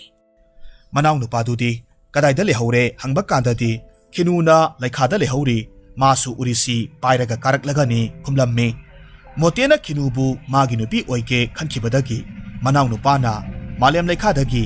ยาละกาการักลีบาอุริดูมาคุตตะปารีบะทังสังนากังทัดลำมีอุริกักขีบะอดุดาโกปูดีมาเลียมไลคาดกีมาทักตากักขลักปังงำเรโมเตนะขินูปูระกมายุมตานาลักลำมีอดุกมาคอยอันนี้ลงนาเลเนรกานุงายนาปาเลอสมดาโกปูดีมาพมาดุดาลายนุปีอมักขักลาวระกเลยเรคาระเลยระกดีมาสานุปะอันนี้ปกละกามากินุปีลายนุปีดูสิโดเครมาสานุปะอันนี้ดูสาวชิลักเลเซียนจงบังงำเลนงมักโกปูนามาสานุปะอันนี้ดามาปูบกตะกีให้น้องมารูอมตังนิรุโซให้ดูนาทารักลำมีมาสูอันนี้นาให้น้องมารูปีโยให้รักลาวดาลูนาทำจับะให้น้องมารูอามาปูบกนาปีรัมมีให้น้องมารูดูสุมังมายาดะทาพดาฮาวรัมมีลายนงดำดะกีให้น้องปามีดูนงมันงมาเกียอสุมวังขลักตุนาสุรุงกิมาปาลดูยาวรัมมีโกปูนามาสานุปะอันนี้ดูปัวระกาให้น้องปามีดูดากักขลักปะกันทดีมาสานุปะอันนี้ดูนาสักลามีให้นากับลักปะดะกีอมุกคุมทารักลำมีสักพิจารณาอมุกกักขลักปะกันทดีตุมนิงยให้ดูนากับลักเลโตอสมนามาซาสิงนานิงไงเต้าดูนาคุมทกคุมสินเต้าริงไงดานุมิตตาทกเคร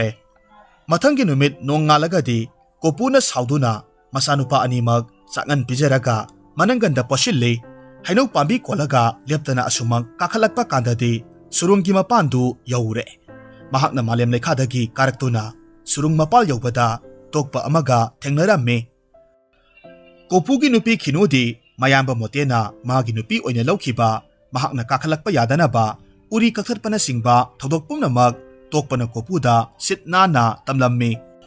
สักห้องอยู่ห้องดูนาฮาราวกุมให้ตัวบกิมาโคลตาริบาซีกระไดเดนโอไฮนาหังลักปะกันดาตกปนะนายามบะโมเตขินูมาไตมานองนาคุลกิมิยามเการะกาสักห้องอยู่ห้องดูนาฮาราวกุมให้ตัวริบานีคุมลักขีตกปะกิวาดูตารุบดาโกปูดูมาทวายนุงไงรำเดอิตาวตกปะนาหักนาสักห้องอยู่ห้องลีบามาพัมตุดกีเย็นอามาขักพารากามาตูพอยดูนาเย็นมาตูดูไซใจระกามาพัมสิตานาลาโอกปูนาไฮบวาดูตกปนายาบิระดูนาอยู่ห้องพัมดกีเย็นอามาขักพารามีเย็นมาตูดูไซใจระกาสุรุงมาปัลตานาลักลำมีโกปูนาเย็นมาตูตาริบามาดูกิมาตุงอินนาอสมลักปะกันทดีมายามบะโมเตกาเขนุกาดูพามินาดูนายูลานาระกาซาซามินาดูนาไลรัมมี